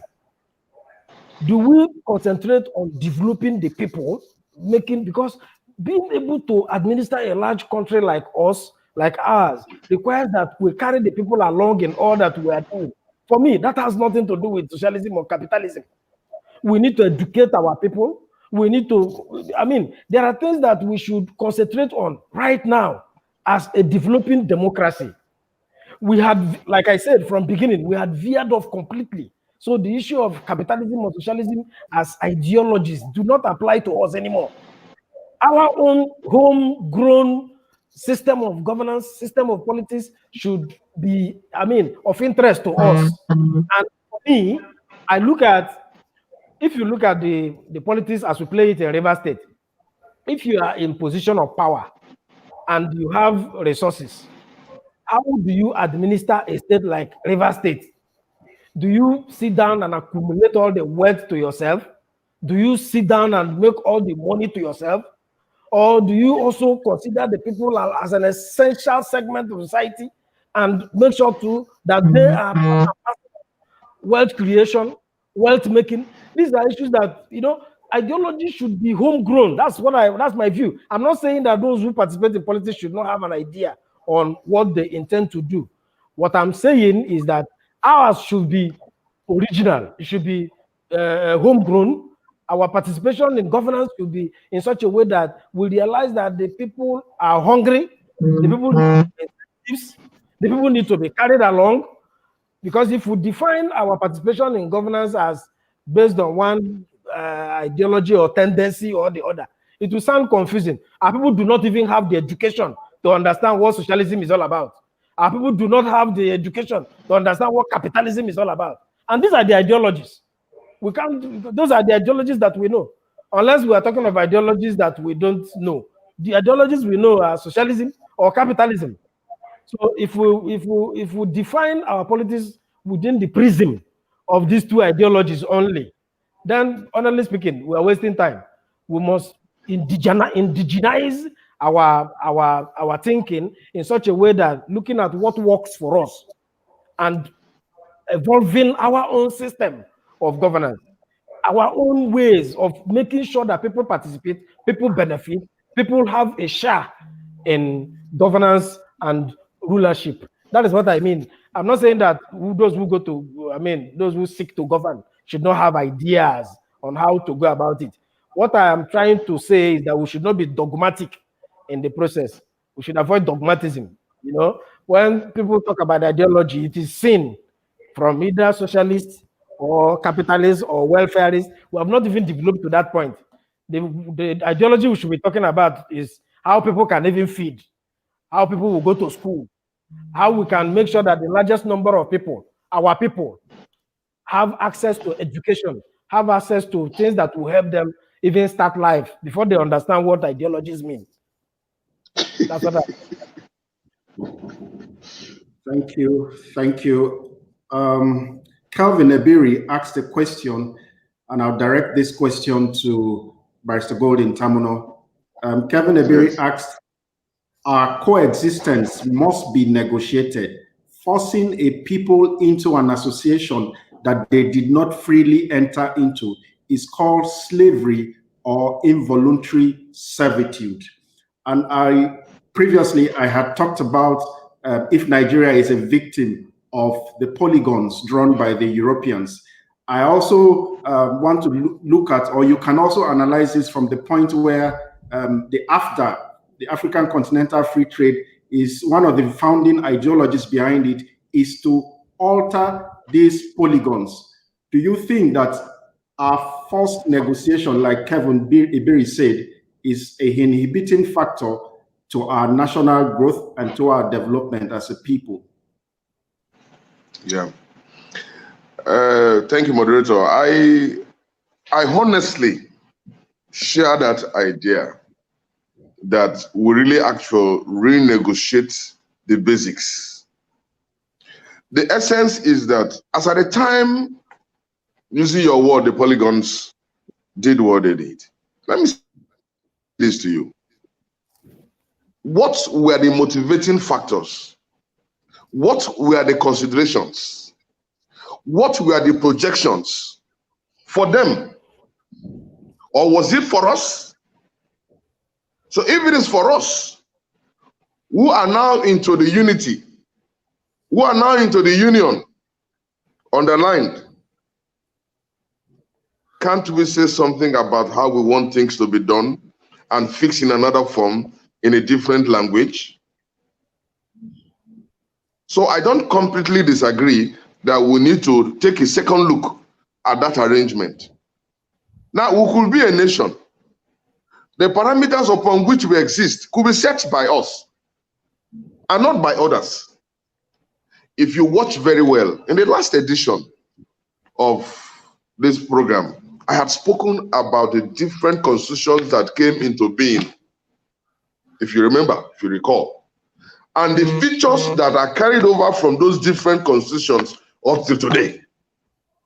There are certain features that are still carried. My worry is this: in as much as we need to take a second look at our union, at our existence, the current one that is there, what is the use that is being made of it? Let me tell you, laws are made for people and not the people for the laws. The adherence, that spirit of nationalism in us, can actually change a lot of things without going back to the drawing board. But we don't have it. We lack it. We lack it. Everybody wants for himself. Is not thinking of what we call our country, the nation.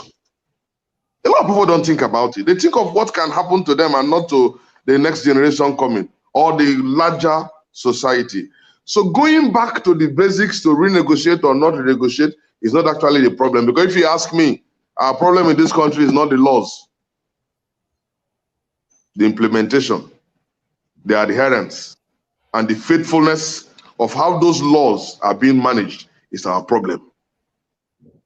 Because the question now is, in as much as I may agree that we may want to renegotiate, but after the renegotiation, the tenets that will be the fallout of those negotiations, will they be adhered to by us as country people?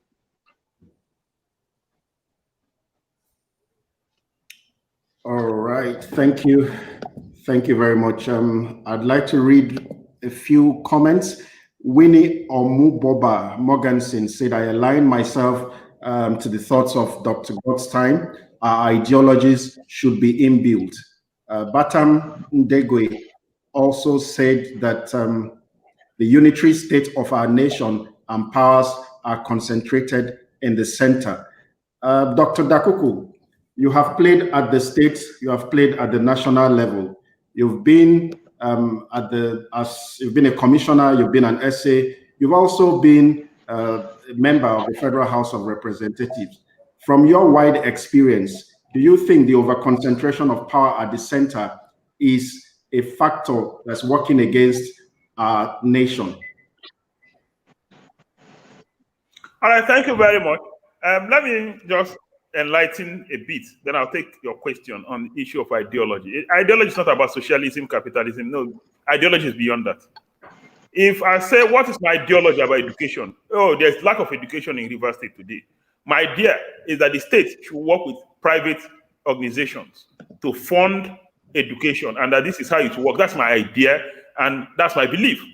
So ideology is beyond socialism, capitalism, and the rest of them. We're saying that for every single thing, let your idea be known, let it be clear. And that's when we say ideology, we're saying don't put them in the box of socialism, capitalism, liberal ideology, communist. No, that's limiting the concept of ideology. And I'll come back to that. Now, the question you asked, having participated at all three levels of government, local government, state, and federal, and having participated in two arms of government, both legislature and executive, do I believe that enormous powers are concentrated at the center, and that is working to our detriment? My answer is the affirmative. I believe that too much power is concentrated at the center, and that the center needs to shed weight. The center needs to give up some of the power it holds for it to be efficient at other levels. But we still have a challenge. At the local government level, they have power to regulate primary school. How well have they regulated primary school?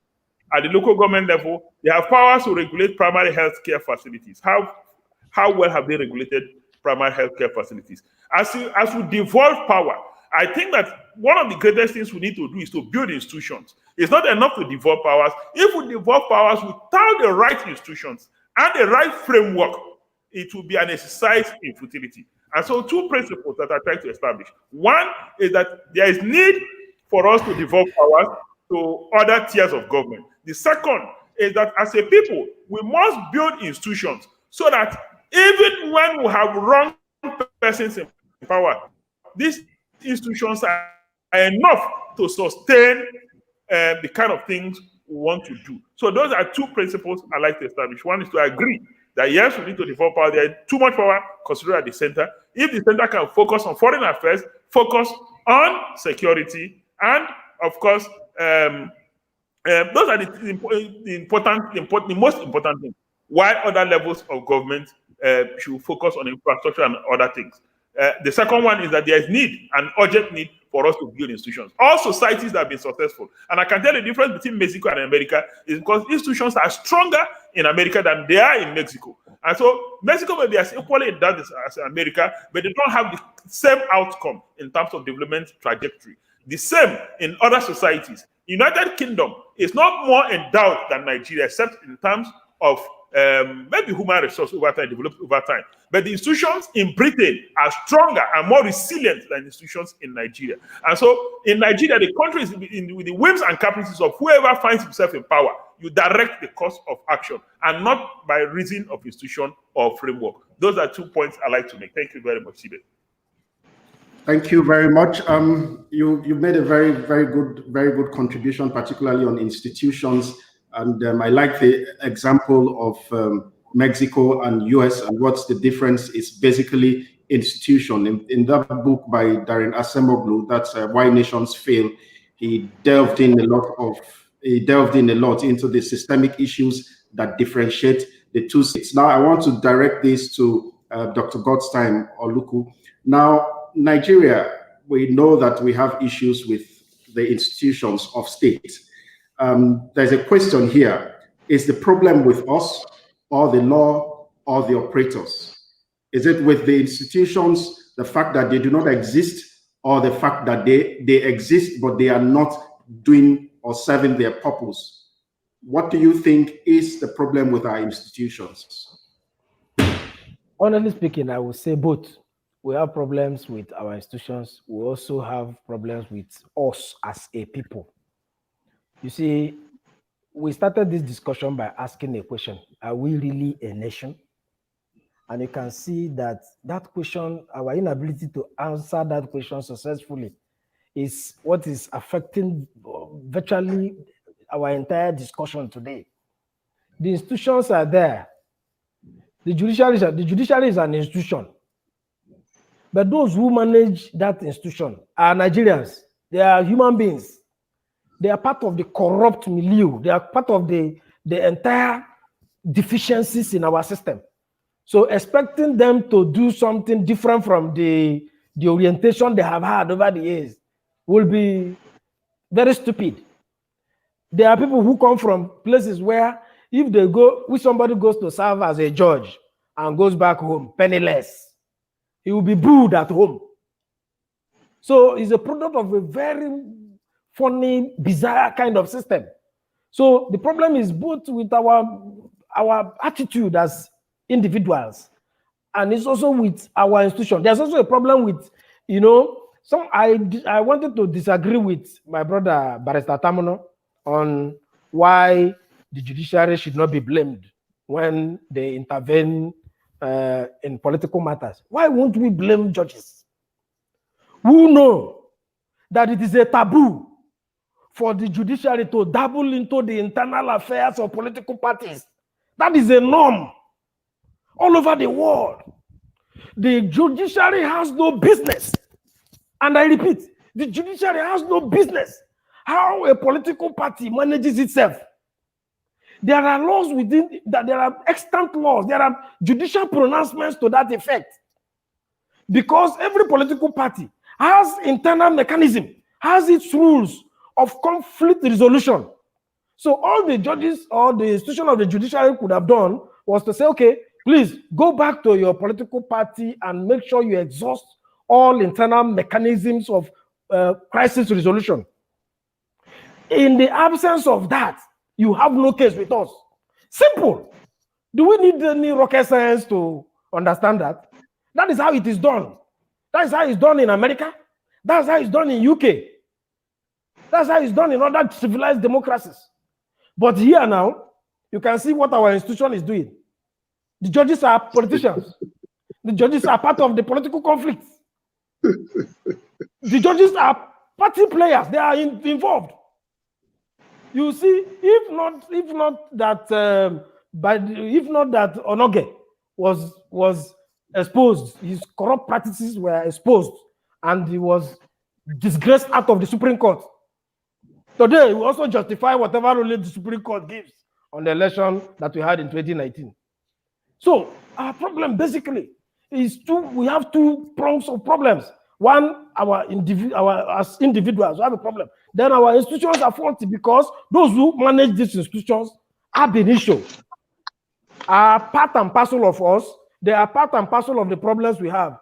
They are the people who, like he said, and rightly so, he said that if a judge gives a judgment that affects, if a southern judge gives a judgment that affects the northerner, it will be seen as something that is against the north. That is how bad we have descended.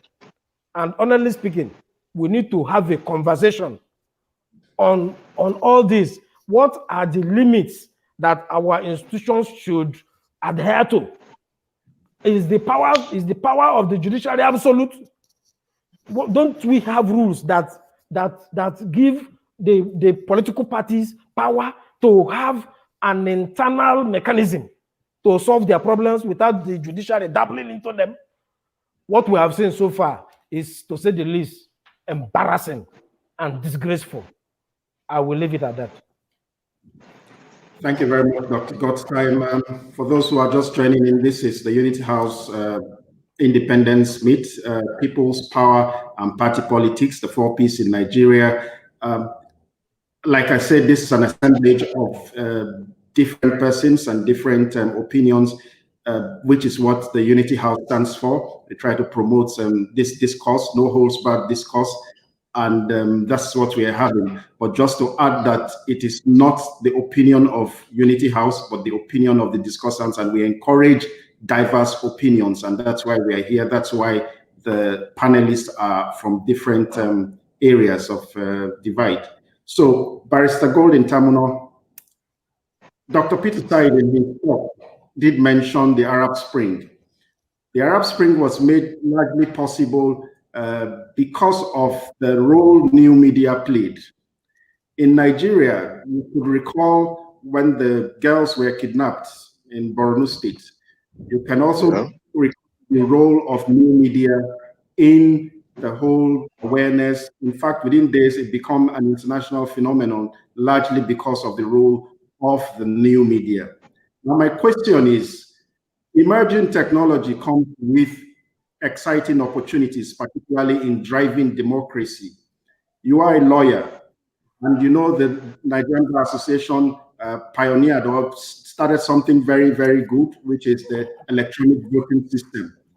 And in as much as there are people who believe that there are questions to be asked, there's a consensus that it works. In Nigeria, a few days ago, I read on the papers that INEC had just started test running electronic voting system.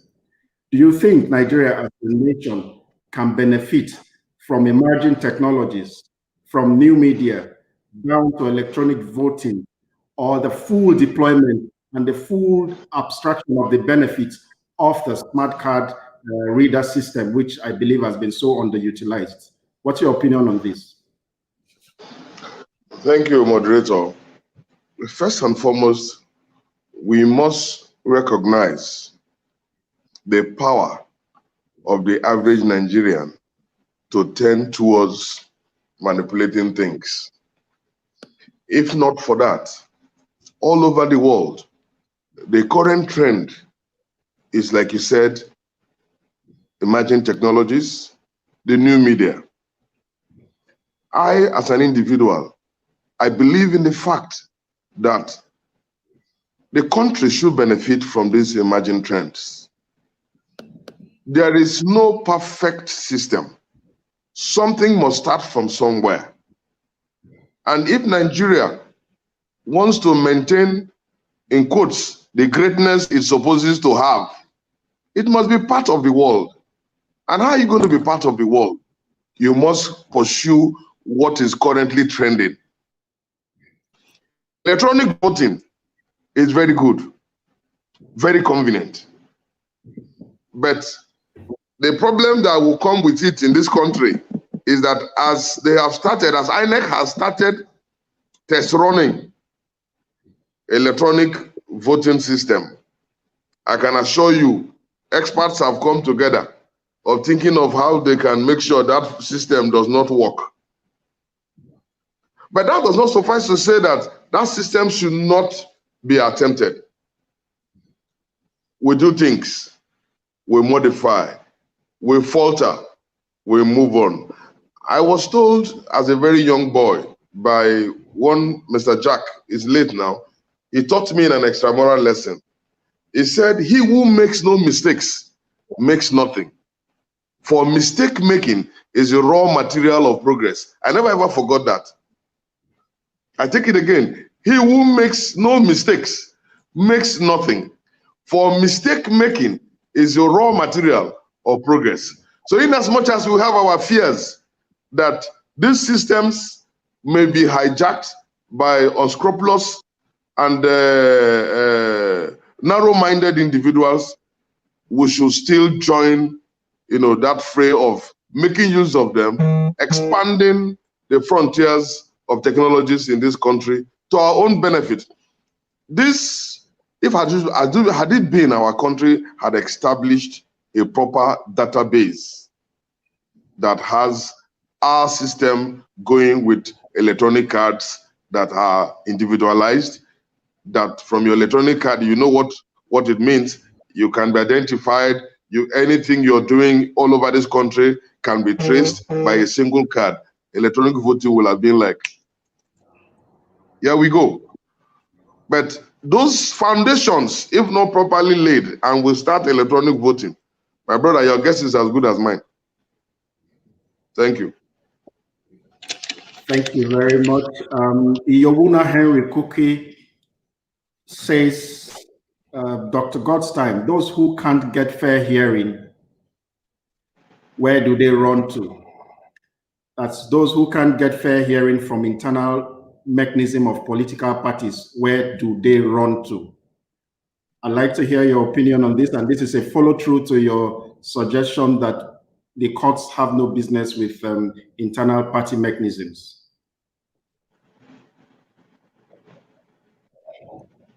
Dr. Gostheim, you're on mute. Could you unmute yourself? Okay, thank you very much. I'm sorry about that. Now, that's a very good question. And I understand what he's saying. But the issues that we have at hand, in the examples that we are looking at, those internal crisis resolution mechanisms have not been exhausted. We can say for sure that there were anomalies. Nobody even knows what those resolutions would have been. Because you can't assume that because there are internal squabbles, which is normal in every political environment, in every political party, there are bound to be internal squabbles. Now, until those internal mechanisms, which are recognized by the party's constitution, until they are exhausted, you can't say that one person has been cheated or the other. So we are looking at a situation where those mechanisms, those structures, those rules governing party discipline, party rules, those things have not been exhausted. And then somebody just, because you have access to one judge or one man who controls some judges, and then you completely veer off from this and then go and unleash mayhem on your political party. That is what we are talking about. And we all know the truth. The funny thing about this matter is that even you, Sibe, as you are moderated, you understand what I'm talking about. The lawyer in our midst to understands what I'm talking about. It all happened before us here. Because what is bad is bad. We can't call black white now. You know that we had internal problems, yes, in all the parties here. And then before you say Jack, somebody is already with an injunction. So how have that person complied with the rules of the political party? That's the issue. I'm not saying that injustice was not done or injustice was not being contemplated to be done. But how can you be sure that this could not have been resolved in other ways rather than involving the judiciary? So the blame lies on the man who thinks that he has connection to go and get the judiciary involved in what doesn't concern it. That is why we should be careful. Our institutions should be careful not to be roped into what they are not supposed to be involved in. These are the problems we have in our country. These are the fundamental problems. And until we are able to address them truthfully, honestly, we are going nowhere. All right, thank you, Dr. Gostheim. The next question, I'm going to direct it to Barrister Gold in Tamuno. Nigeria, observers had most of the time accused us of citizen docility, where citizens do not really push for what they want. And if you look at it, it goes back in time. Nigeria, despite our strength, despite our individual qualities, Nigeria got independence at the same time when there was just a general wave of independence. In fact, in 1960, more than 50% of the African countries got independence because there was an international move to decolonize Africa. There were nations such as Ghana, comparatively smaller, but they had gotten independence 3 years before Nigeria. If you move again through the 80s, the military regime toppled the then Shagari government in 1983, December 31st precisely. And it took another 15 years before the citizens were able to push out the military rule. And today we have democracy, 21 years uninterrupted democracy. And if you take an opinion sample, there is a general level of citizen dissatisfaction. Yet when the next election comes, the same people will be elected in. Do you think we suffer a certain docility syndrome as citizens in Nigeria?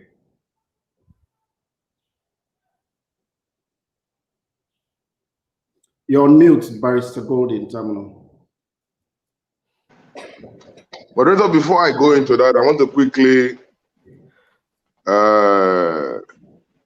let my brother, Dr. Luchuku, know that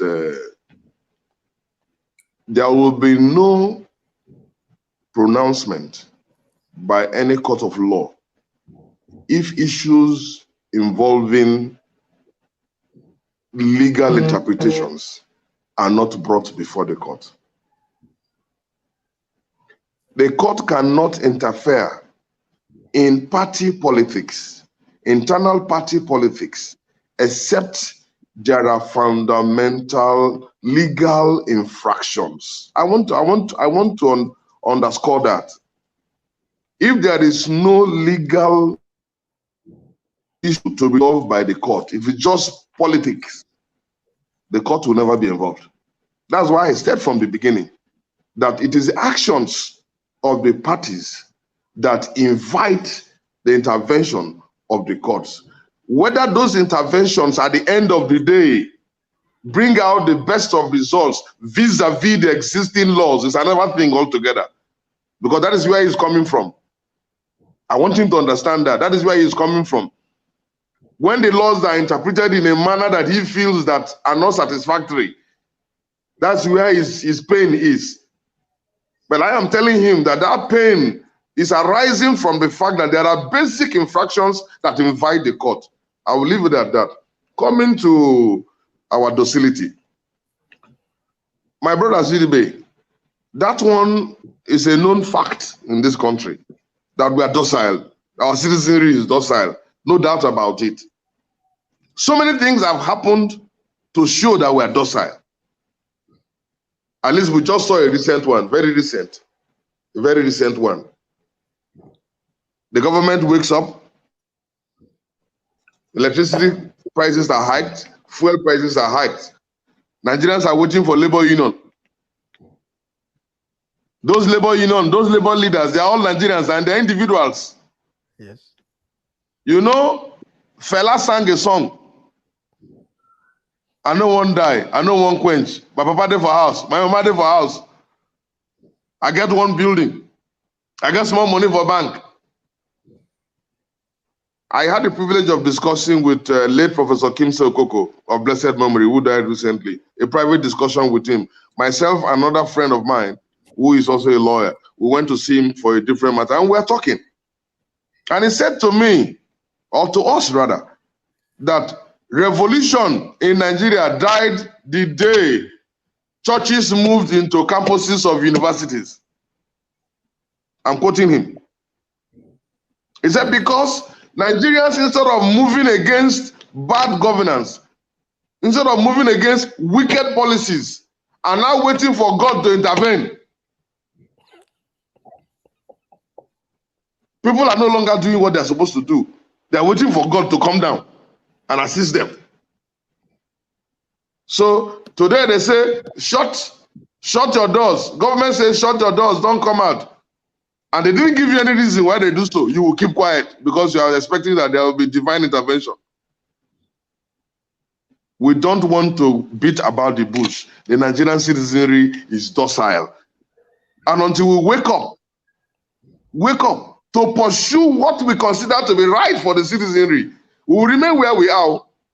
We're not going anywhere. We are not going anywhere until we think less of our individual situation and think of the collective result that will come if we resolve to move on against bad governance, against bad policies, against policies that are inimical to our collective existence. We will remain where we are. It is surely true that we are docile. We are a docile citizenry. I agree with that proposition. Thank you. Thank you very much.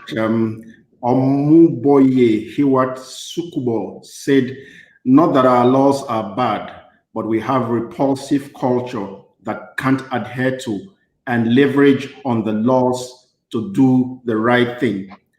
Wogun Henry Wemejiri said, how do the masses know their political power when political education in Nigeria is exclusively for the elites? Dr. Dakuku, I'll hand over that question to you. You're an elite. They are accusing you and me that education is exclusive to the elite. What's your response to that? Thank you very much. It is not the responsibility of the elite to educate you politically. Political education is akin to a fundamental human right. I hope that is very clear too. Political education is akin to a fundamental human right. It is your right to know how your leaders are chosen, how you are governed, how policies are made, questions you can ask, what your rights are in the political space. It is a right. Political education is a right. We all have responsibility to get ourselves educated on politics. The reason is that every other thing in society depends on leadership. Leadership is a function of politics. And so please don't wait for the elite to educate you on politics. Go and educate yourself in politics. And I'm talking about literacy, going to school. In northern Nigeria, I'm sorry to cite this, formal BBC radio. They are enlightened about what the political issues are. They are informed about political issues. They are more politically sophisticated than those of us who come from southern Nigeria, because we are waiting for somebody to come, give us money, educate us, and tell us what is right and what is wrong. Political education is a mass function. It's something that all of us must be involved in. It's the responsibility of all. Government is for all. Government is not for any particular set of persons. Thank you very much. Thank you, Dr. Dakuku. I'd like to look at things now from, let's look at things comparatively from an international point of view. Like I said earlier, Nigeria got our independence with a lot of African countries. I'd like to juxtapose Nigeria and her peers. If we are doing peer review, how well has Nigeria fared? If we also stretch internationally, I think Nigeria got our independence within the same time frame, I think about 3 years or so after Malaysia. Can you compare Nigeria and Malaysia if we were to do peer review? This question is to Dr. Gottstein. We can't compare Nigeria and Malaysia. Unfortunately, that is the truth. I have read that, look at the oil palm industry. I was told that the oil palm generates a lot of revenue for Malaysia today. And the irony of it is that the initial seedlings with which they started their oil palm industry was taken from Nigeria. Now look at where they are and look at where we are. So we can't compare. Part of our problem, really, I would say, our diversity, the complex nature of our population, we're quite big, and the unfortunate things that happened to us shortly after independence. We veered off completely. And since then, we have not been able to reset the nation, reset it properly. Because when we don't have nationhood, as has been stated here by our lead speaker, it is difficult to look at, it's difficult to find solutions to all our problems. We have numerous problems. The lack of nationhood, the lack of a good national identity is a major problem for us. There are some African countries that also gained independence about the same time with us that we are better than. There are some that are in intractable wars up to now. Thank God we fought one war, we haven't been able to fight another, because we all understand that the consequences of going into another war will be disastrous. So that's the only thing saving us for now. And it is important that we all realize that we cannot afford to go to war again.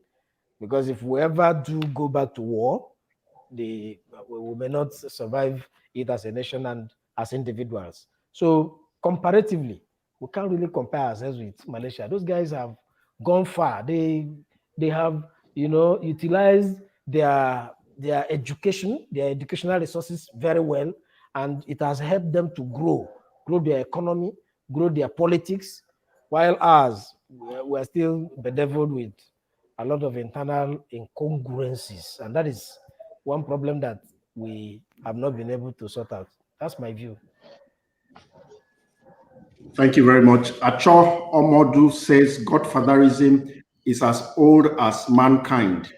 In other times where principles are the driving force, Godfatherism is positive because it is ideological. It's ideological. The Nigerian situation is terrible because its driving force is hinged on pecuniary motive. Dr. Barrister Golden Tamuno, that's the perspective of Acho Omodu. The lead speaker did talk about godfathers and prebendalism. You are a keen observer. You are an active and very vocal person. You've been there, you've seen it, you know the polity very well. Looking across the entire political landscape, what is the role that godfatherism has played, particularly both positively and negatively, in our current polity? Yeah, moderator. First and foremost, we can compartmentalize godfatherism. When an individual who has the relevant clout, the knowledge, the network, mobilizes that knowledge, uses those resources, and it crystallizes to power. And that crystallization that has been realized through that individual's effort of garnering support from several persons for the benefit of an individual. And that individual, when he gets or she gets into power, is being propelled by that driving force to do things that are generally beneficial to that community, to that locality, to that constituency, to that senatorial district, in the large point to that state. That person is a leader and not a godfather. That person is a leader and not a godfather. But when that individual, I'm turning it around now, galvanizes those support, showcases the resources, pulls his network together, and creates somebody in a political office, and then sits down in his house or in his office to detect how the government is run, far against the general principle of governance. Rather, what he or his cronies or her cronies can get, then that is the godfather. Did you get my distinction? That is the godfather. Yes. Because at that point, he has elevated his leadership to an unassailable position of what I say is what happens. And that is a part of godfatherism that the average Nigerian knows. Those who have done it positively are called leaders. Those who are done negatively are called godfathers. In as much as you can't run away from the fact that there are individuals who are powerful, who have resources, who have knowledge, who have the wherewithal in virtually every community or every state you find them.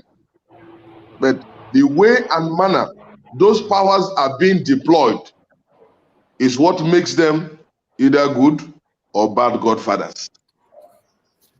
You can make individuals, but please let that person you have made become a statesman or a general citizen who should be working for the collective benefit of a state or a constituency or a local government, and not for you and your cronies. That is why godfatherism is being touted as a negative thing. Not every individual, because of the way we operate, Ordinarily, one does not need so much resources to run an election. But the way our system runs, it's impossible, practically impossible to run an election without resources. Even the list, the councillorship, you still need money. So it means that there will be no man who is below average economically that can run any election. So somebody has to come to somebody's aid at all the time. But coming to somebody's aid does not mean you should hijack the political structure and destiny that the person ought to dispense as an elected individual.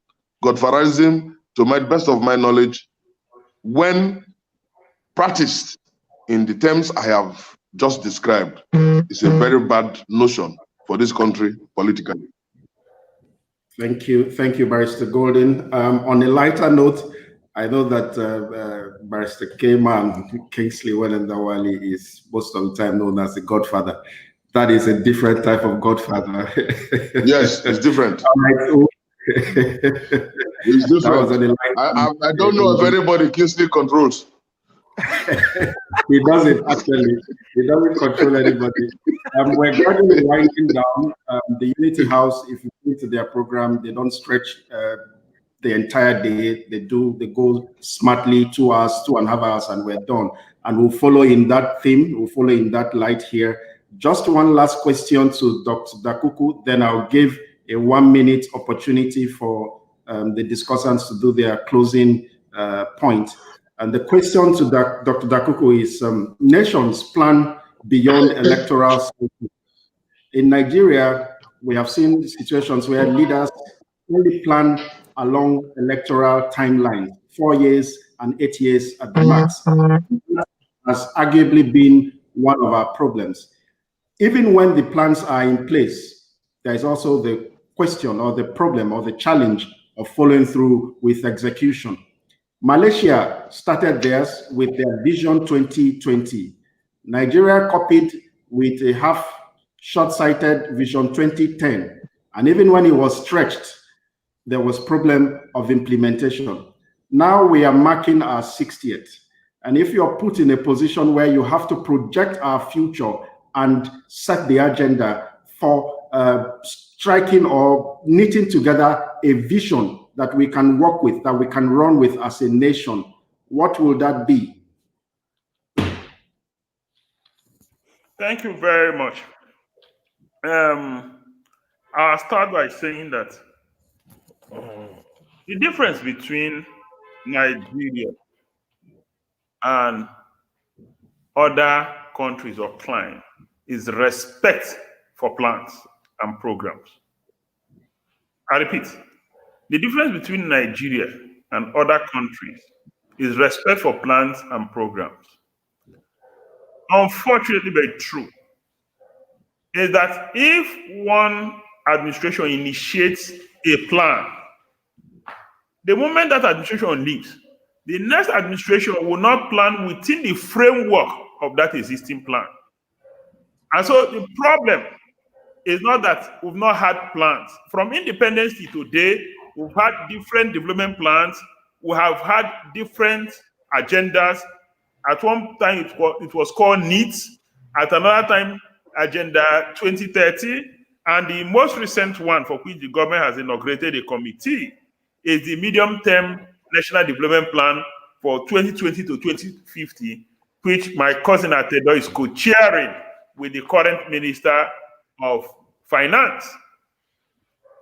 If I'm in position to advise on what should be the priorities for the national plan, I will say 3 important things. One is the problem of security on a sustainable basis. We've had security problem for too long, and it affects so many other areas of development.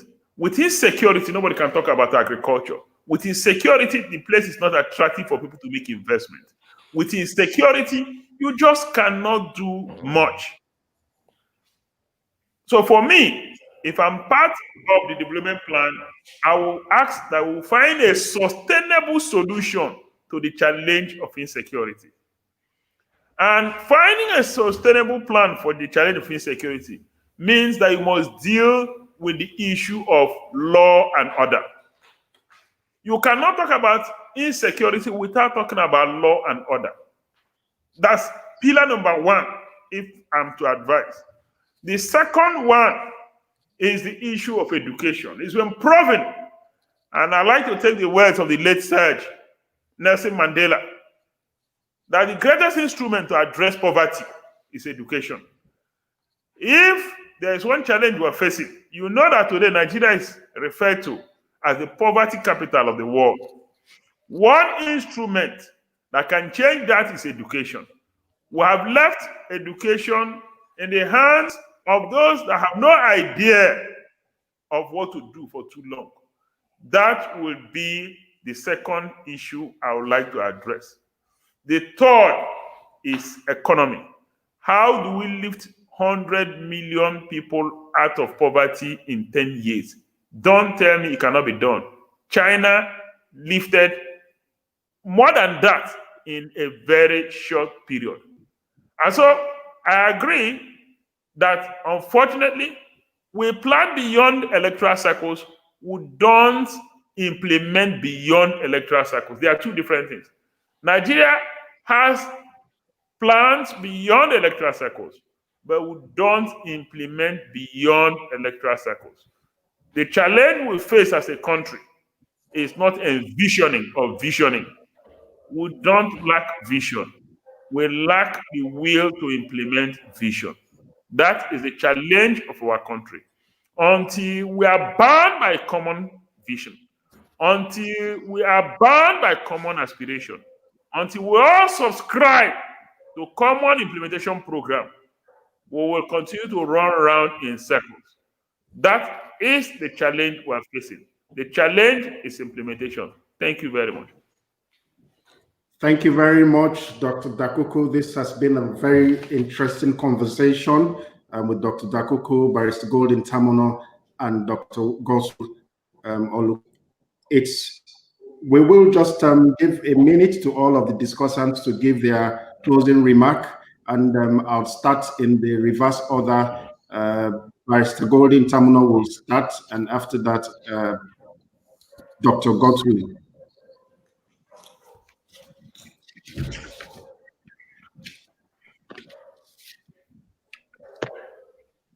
Moderator, we're in a country where beautiful laws have been made, but the adherence level of Nigerians to laws is quite appalling.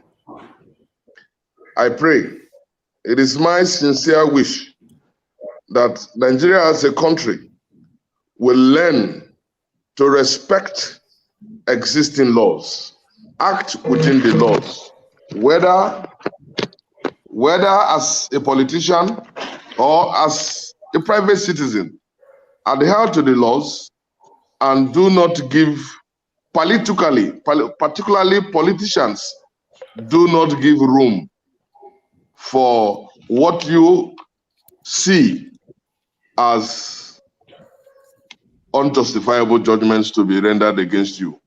If you obey the laws, I'm sure we will move it from there as our step forward. Thank you. Thank you very much. Dr. Godstime, your closing remarks. Thank you very much, my brothers. Let me conclude this session with a little bit of history.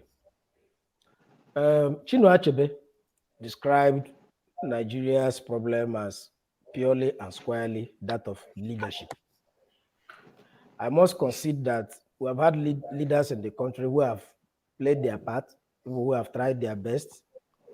Olusegun Obasanjo, Shagari, Jonathan, and all of them, they all played their part. And currently we have a President Buhari, who is also doing his best. As we march towards 2023, the challenge before us, all Nigerians, is to see whether we can try some young leadership, some crop of young men with vision I tell you, Lee Kuan Yew of Singapore did something wonderful in Singapore. Lee Kuan Yew was a Singaporean politician, a lawyer, who served as first Prime Minister of Singapore from 1959 to 1990. He engendered a system that transformed his country within a generation. Luckily for us, there are some hardworking Nigerian politicians too, who are young, vibrant, honest, truthful, active, capable, committed, visionary. They abound. We should now sit down as a country and look at where our country should go from 2023 and select one of them to lead this nation. In making that judgment, we should be fair and objective. We should not do it out of malice. We should shine our eyes, because the evidence before us is that oftentimes when we come to the period of elections, people bring up all kinds of sentiments. People who propaganda, people tell all kinds of lies. I did digital communication, and I know how far lies can go in distorting facts. Because whatever we learn in Nigeria, we learn it wrongly. It's been a bane of our society. So if we calm down and look at these characters that we have objectively, we should be able to find one man who should bring us together, lead us aright, with good vision, with energy, with honesty.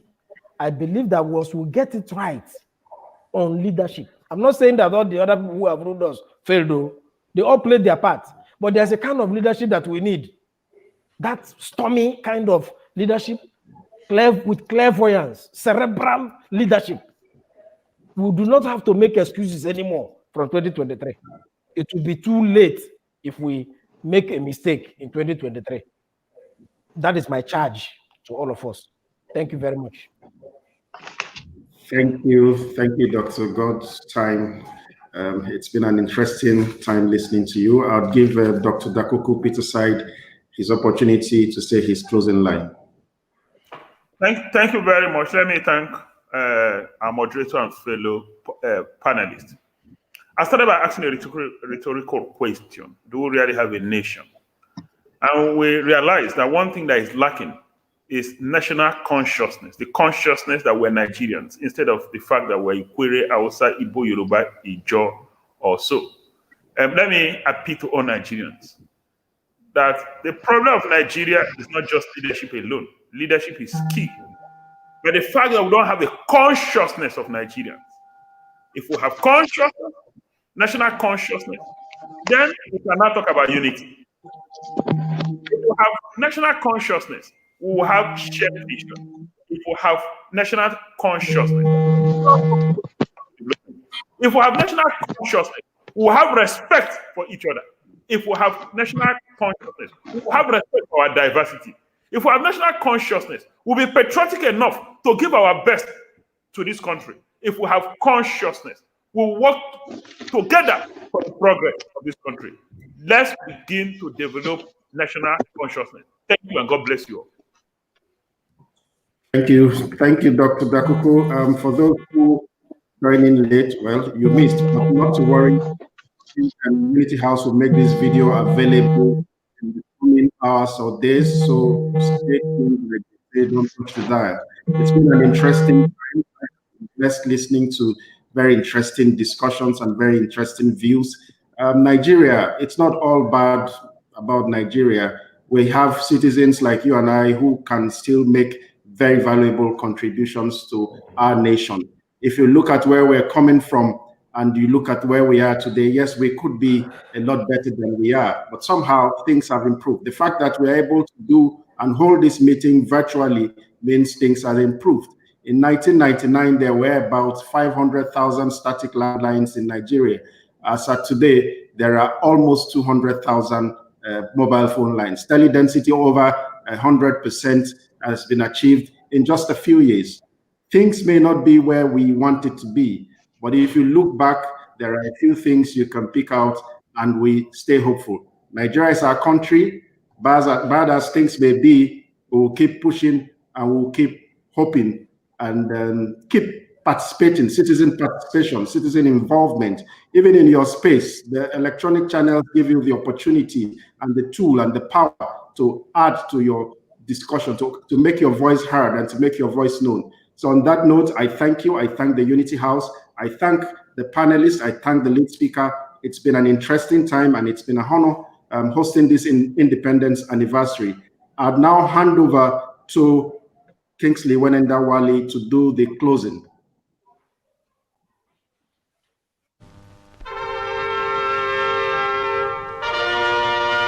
Lagos Racecourse is the scene, and it's the afternoon of Nigeria's great day, with thousands awaiting the climax and resolved to relish every minute leading up to it.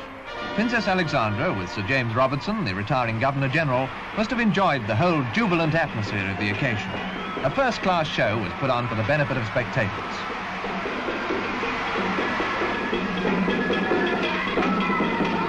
Entertainers fairly let themselves go, tumbling head over heels with delight. Celebrating, however, as we all know, can be a bit exhausting. The princess was received with yells from the kids. Her friendly charm had quickly made her very popular. It was as the representative of Her Majesty the Queen that Princess Alexandra of Kent returned in the evening. She was about to hand over Nigeria's constitution, and presently, quoting the Queen's own words, she was to wish Nigeria a great and noble future. This was the moment for which the country's leaders, in partnership with British authority, had patiently worked. The Nigerians themselves emphasized that all has been done in friendship, and that friendship will continue. Meanwhile, top-ranking Nigerians, wearing their finest robes, watched in dignified silence as the climax of Independence Day was reached. In handing over the documents to the Federal Prime Minister, Alhaji Sir Abubakar Tafawa Balewa, Her Royal Highness handed over sovereignty to a new nation. The Union flag flying for the last time. Princess Alexandra was present, of course, for the final ceremony that took place on the stroke of midnight. This was the dramatic takeover by the new nation's own green and white flag. The next day came the state opening of Parliament. Princess Alexandra, wearing a white embroidered gown and a diamond tiara, entered the chamber where 350 senators and representatives and many guests had assembled.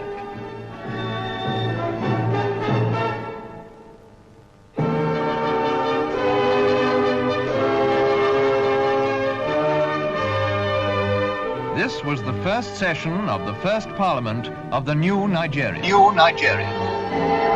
Dr. Ezekwe, President of the Senate and Governor-General Designate, addressed the Princess, asking her to open Parliament by reading the speech from the throne.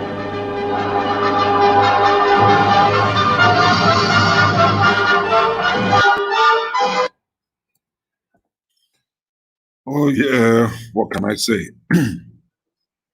Gentlemen, I can't thank you enough, truly.